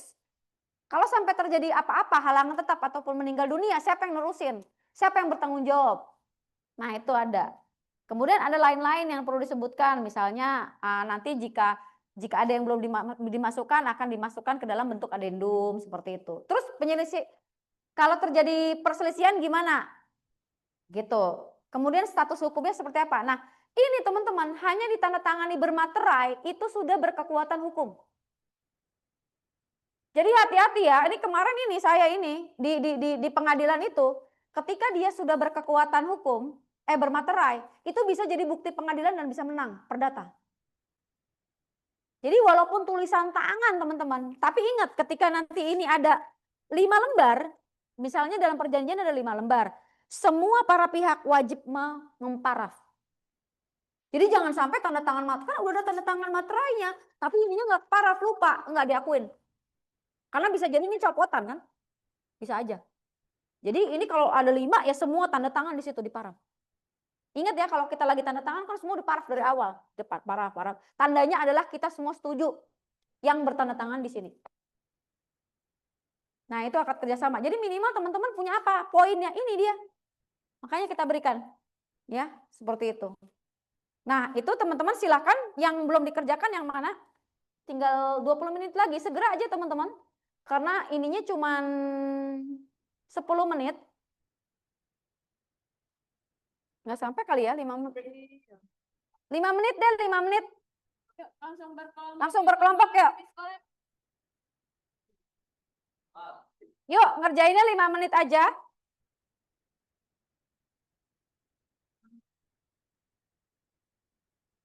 Emang nggak mungkin fikir mama tuh tadi kan 8:30 kan. Kalau kayak gitu kan nanya. Sebenarnya ini tuh nggak penting cuman ini tuh maunya kayak gitu. Sebenarnya sih ya nggak gini penting sih, penting banget. Tapi ya apa ya? Waktunya kurang sih. Kasihan. Sampai sore. Jadi penting buat mereka karena mereka juga sekarang udah akad kan. Tapi bingung aja kalau waktunya ini. Kasihan kayak gini. Gak apa-apa lah, kita usahain yang terbaik.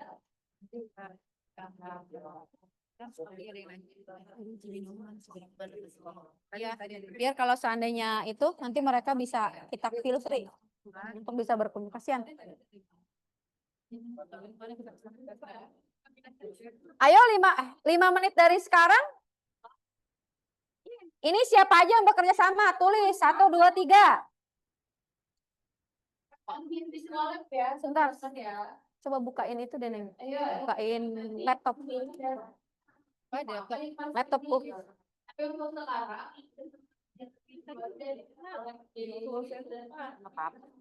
Emang lagi butuh. Ntar aku.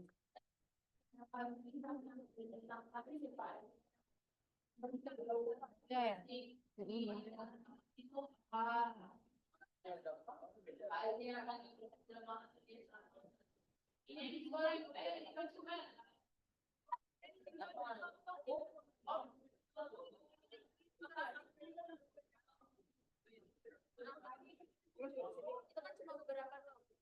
Gak banyak soalnya. Yang paling kemarin ya jadi yang itu lebih jelas lagi. Ini bakal bisa kalian pakai buat CVs. Jadi yang ditulis yang poin-poinnya aja ya, belum dalam bentuk draft kerjasama. Yang penting teman-teman tahu siapa aja yang ini. Nah, nih. Miss, ini bisa ditempelin nggak? Aku punya ininya nih kalau nih. Oh, ini Miss. Ini nih. Oh.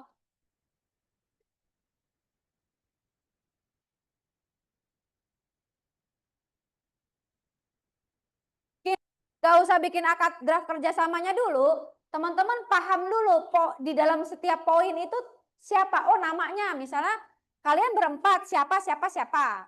Pembagian sahamnya berapa. Itu dulu, itu draft namanya. Ya. Ketentuan umumnya bahwa bisnis ini bergerak di bidang apa. Gitu. Dengan brand apa. Kayak gitu. Ketentuan umum tuh. Yang pertama berarti Ya, jadi kita mau kerjasama sama siapa nih? Antar di sini kan di Simbis atau siapa? Diskonek kemarin. Itu sama UMKM juga. Ini bukannya ini kerjasamanya bukan antar teman-teman di sini ya? Bukan. Ini tim. Iya, maksudnya kerjasama ini untuk tim Dan atau untuk sana? Ya, eksternalnya itu bagus. Jadi kalau kayak gitu berarti ada berapa akad kan? Banyak kan nantinya. Untuk eksternal sendiri ada juga kerjasamanya, pembagian kayak gininya. Dengan sananya juga sama. Nah ini poinnya sama, semua hampir sama. Ya, Jadi kita tulis. iya. Sekarang mau dipilih yang mana dulu? Mau antar tim atau antar itu? Seperti itu. Jadi misalnya kalau nggak salah, Miss Atika, ini kan untuk timnya mereka ya, bukan untuk yang eksternal, antar mereka. Ini dibuat untuk antar tim ya, bukan untuk yang pihak eksternal ternyata. Jadi teman-teman itu kan, antar teman ini kan punya akad kerjasama bareng. Nama brandnya apa, gitu kan? Jadi ini adalah untuk teman-teman bekerja sama di bisnisnya teman-teman, kah? Semua kedudukannya di usaha kita sama gitu. Iya. Itu gimana? Iya, masuknya akadnya berarti pembagian sahamnya sama. Pihak pertama, pihak kedua itu gimana? Tentukan pihaknya. Yang pertama ya Oh nggak usah, kalau kayak gitu nggak usah. Jadi langsung aja yang bertanda tangan di bawah ini nama ini sebagai pemegang inian saham. Jadi itu kan nggak rigid ya, jadi boleh. Profit loss sharing kita kemarin. Iya. Oke. Kalau nanti itu lebih dari 2 pihak, misalnya teman-teman ada berempat, maka nggak usah sebutin para pihak. Jadi langsung aja bahwa yang bertanda tangan di bawah ini 1 namanya, 2 namanya, 3 namanya, bekerja sama dalam bisnis apa gitu ya. Nah, ini kan nama dan data para pihak semuanya ditulis dulu. Iya, misalkan nih bertiga nih.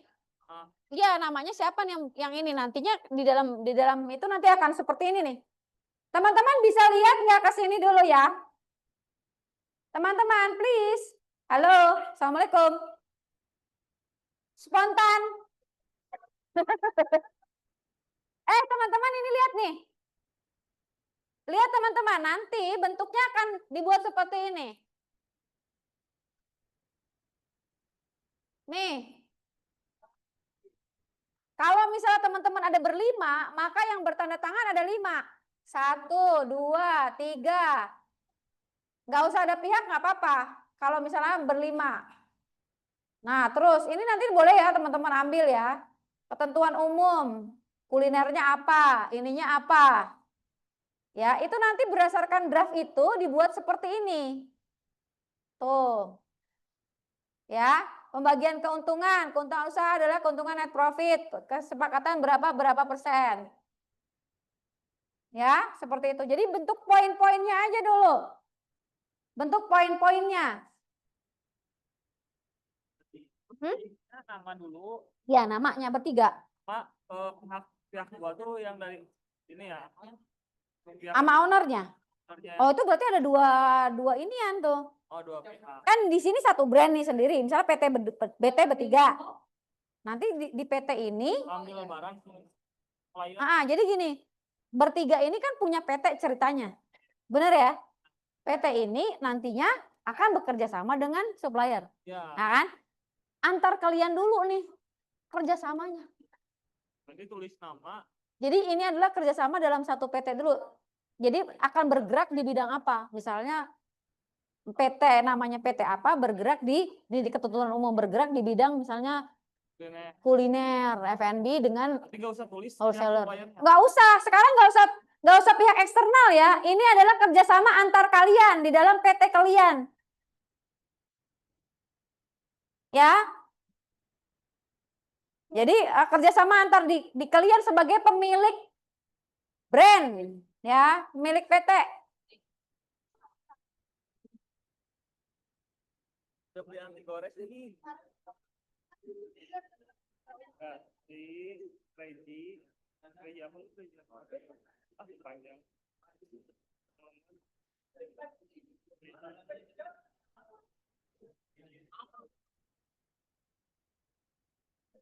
Ini berdua ya?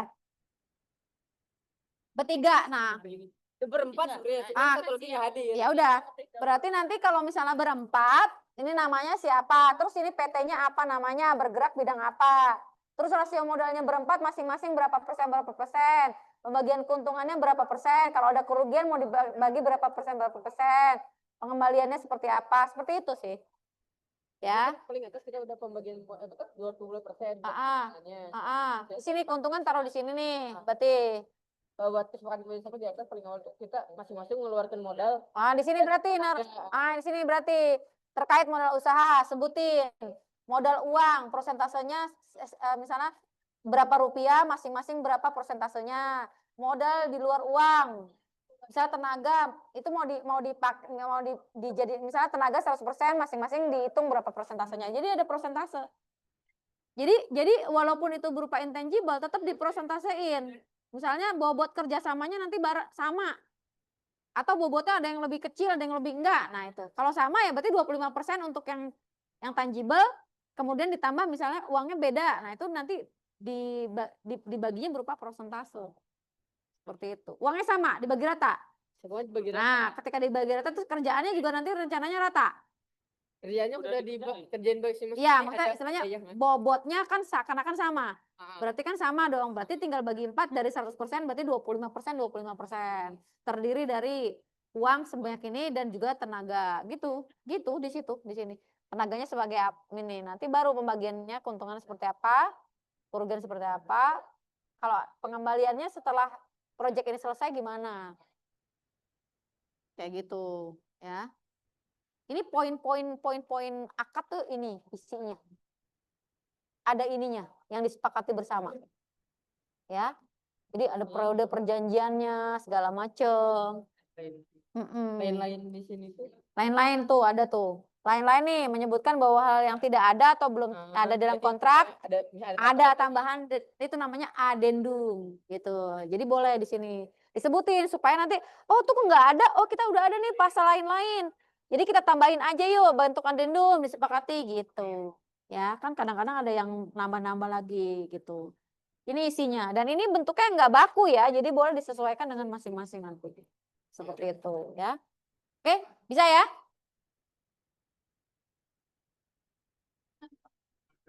Oke? Udah paham ya? Jadi ini kan ini berapa satu kelompok berapa orang? Oke, jadi kan namanya udah jelas. Terus keuntungannya, ini apa nih kedua? Ketentuan umumnya PT-nya apa, bergerak bidang apa misalnya kayak gitu. Kemudian modal usahanya nih, misalnya dibentuk persentase berempat itu berapa persen? Ya, udah nih. Kemudian pembagian keuntungannya dari laba bersih kah, dari omset kah, dari apakah? Nah, itu di sini. Kemudian ada nggak di sini disetujui nggak? Misalnya ada laba ditahan nggak sebelum dibagi? Ya, itu ditulis di sini. Gitu. Jadi semua udah tahu di awal bahwa nanti kalau dibagi penyerahannya sebelum ditransfer dari keuntungan bersih, kita udah dikurangin laba ditahan. Kita misalnya gitu. Untuk pengembangan Kalau misalnya kan biasanya laba ditahan itu ganti-ganti ya? Itu maksudnya akad di awalnya gimana? Apa misalnya ganti-gantinya maksudnya gimana? Misalnya kan kadang profit keuntungan di perusahaan itu segini. Nah, tapi nggak semuanya mau dibayar buat dividen. Oke, ya udah ditentukan aja di sini. Misalnya persentasenya minimal berapa yang paling kecil? Minimal maksudnya? Iya, misalnya minimal 10% dari laba atau 5% dari laba. Jadi kan itu naik turun. Jadi bentuknya persentase. Jadi kalau itu nanti bisa disetujui nanti gitu sama yang lain-lain gitu. Misalnya kayaknya kali ini 50% dari profit. Oke. Kalau kayak gitu di sini ditentukan saat ini minimal sekian. Nah, nanti di sini ada lain-lain kan? Nah, di sini lain-lain. Misalnya ada perubahan tentang laba. Nah, itu nanti diselipkan dalam bentuk adendum bahwa tanggal sekian ada perubahan untuk ini laba ditahan.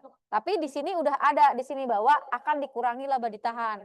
Bisa di sini untuk perhitungan laba ditahan akan ditentukan dalam bentuk atau dijelaskan dalam bentuk adendum. Di sini ada lain-lain di sini.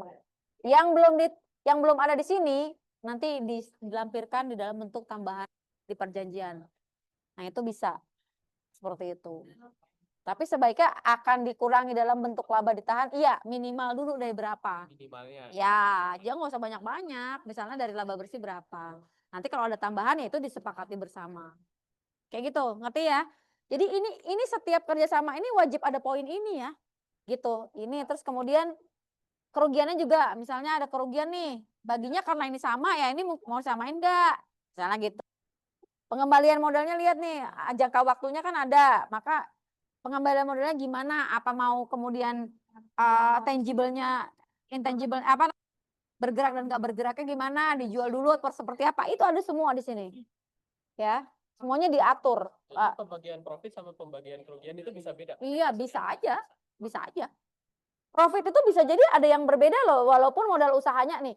Ini sama ini aja beda. Misalnya modal usahanya sama, tapi kerjaan dia ada yang lebih gede, keuntungannya lebih gede dia.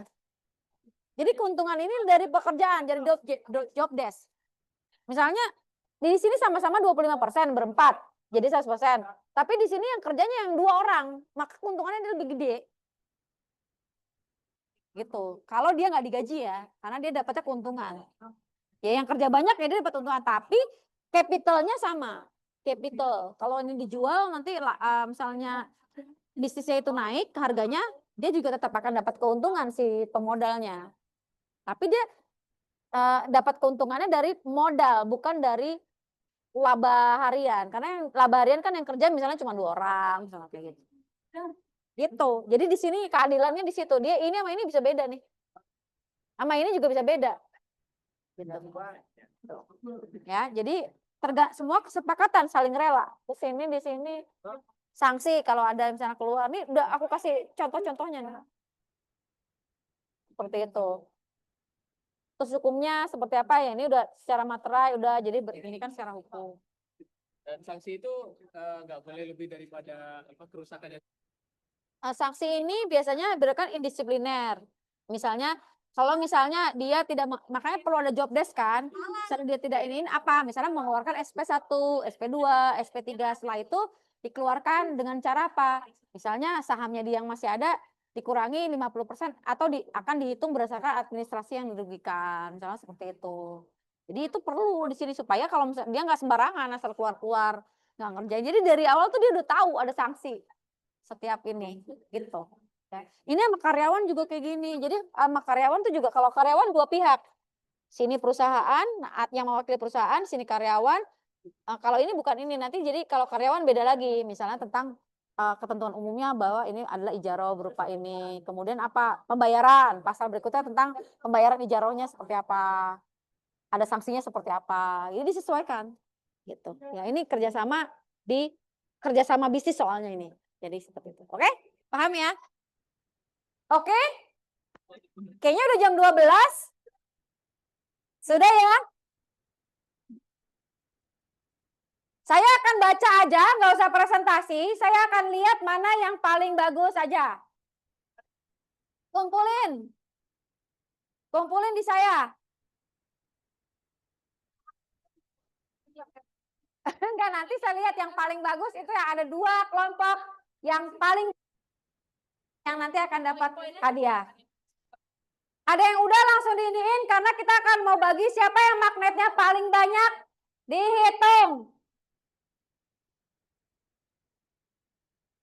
Ayo, udah jam 12, go, go, go.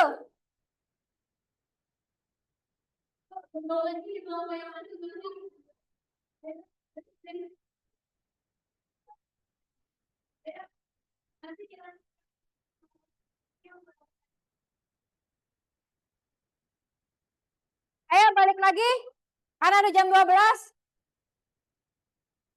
Dikumpulkan.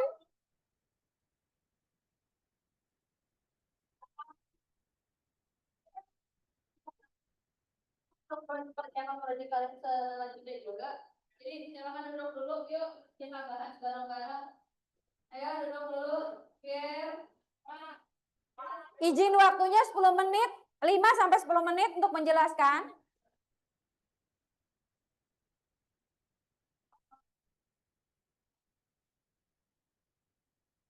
Jadi teman-teman, sambil ngitung berapa magnetnya ya. Magnetnya dihitung. Karena ada 5 yang nanti yang 5 terbanyak maju. Yang tadi Miss dicek Miss Atika cari yang paling lengkap ya. Makanya cari ya. Yang belum, yang udah mana? Gak apa-apa, masukin. Oke.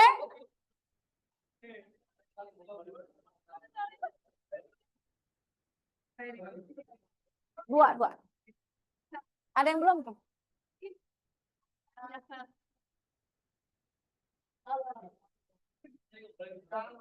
Udah. Ya, dikumpulin. Teman-teman coba please. Spontan. Ini adalah namanya judulnya draft kerjasama bisnis. Ini antar teman-teman yang kalau nanti sama teman-temannya, please. Ya, tadi berempat masing-masing kelompok ada 4. Jadi namanya siapa saja. Ini adalah bentuk 1 sampai 14 itu adalah pasal-pasal yang disesuaikan, pasal dasar. Apa sih yang dibahas dalam perjanjian yang perlu kita sepakati bersama dan saling rela. Nah, tadi ya, ingat ya, biar sah nih kerjasamanya. Ya, jadi yang dibahas itu tadi, namanya kita apa, brandnya apa, modal usahanya berapa persen, pembagian keuntungan seperti apa, kerugian seperti apa. Setelah kita buat, baru nanti akan dibuat contoh tadi, draft kerjasama. Pasal 1, ayatnya apa, nanti di dalam sini kerugian, pembagian pasal 1, pembagian kerugian. Pasal keuntungan, pembagian keuntungan, itu pasal-pasal. Hak dan kewajiban masing-masing pihak, pasal 1, tentang apa, ayat 1 tentang apa. Jadi ini adalah pasal-pasal poin-poin yang akan dibicarakan. Ini bersifatnya nggak harus ngikutin ini. Ya, jadi teman-teman lihat apa nih yang perlu lagi, yang perlu kita bahas, yang penting, yang nanti perlu disepakati bersama di awal. Maka itu yang menjadi poin. Ini nanti di materai yang semua ditandatangani di atas materai, masing-masing punya masing-masing bertanda tangan dan punya sebaiknya satu masing-masing yang bermaterai. Pegang yang punya materai satu-satu, gitu ya. Kalau dalam kerjasama seperti itu, ya. Nah, karena nggak ada waktu presentasi, kita ngitung dulu. Yang magnetnya di atas 5 siapa? 1, 2, 3, 4, 5. Yang di atas 10. Yang di atas 10. 1, 2, 3, 4, 5, 6. Yang di atas 15.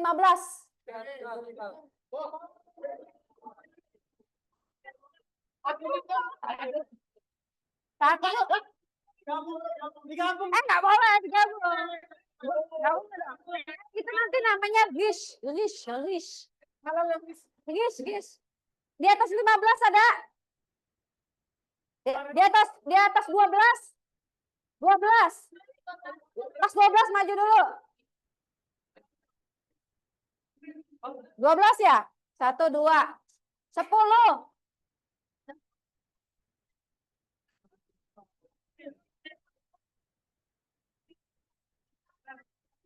Hah? Ini ada 2 ya. Terus Ya. itu dari hibah, itu tak akan hibah. 13. 13, coba sebutin. Coba yang paling banyak dulu. 13. 13. Ayo cepetan, soalnya mau ini.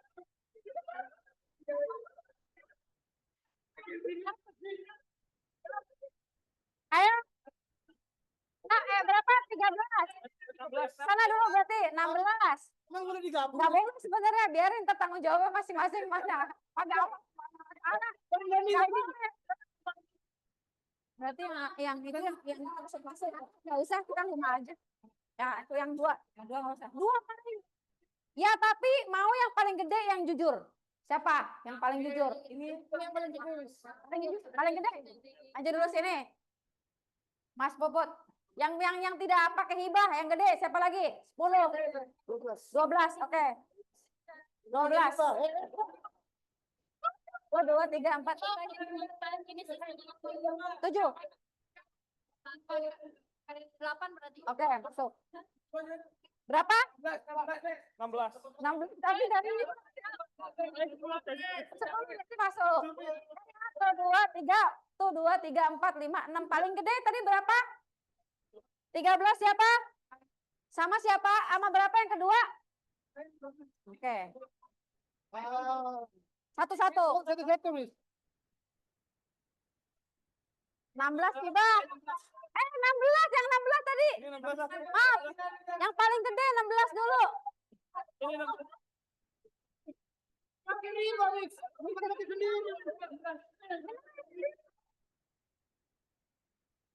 Harus ya yang harus yang jujur loh. Yang sendiri. Ini sebelum dapat. 16 dapat berapa? Sendiri tapi? Hah? Sendiri. Yang sendiri. Sendiri berapa? Oke. Oke ya. Balikin atau enggak? Hah? Magnetnya balikin enggak? Apanya? Magnetnya. Magnetnya balikin dong. Oke. Ada satu lagi. Siapa yang 10? 7? 6? Ah ya. Oke ya. Oke teman-teman semuanya. Gimana kelas hari ini? Seru apa? Insya Allah dengan hari ini bukan berarti ini adalah perpisahan ya. Kita akan ketemu lagi di kelas keuangan lebih seru lagi ya semester depan dan insya Allah terapkan ini sebagai bentuk keimanan kita ya, sebagai bentuk keimanan kita.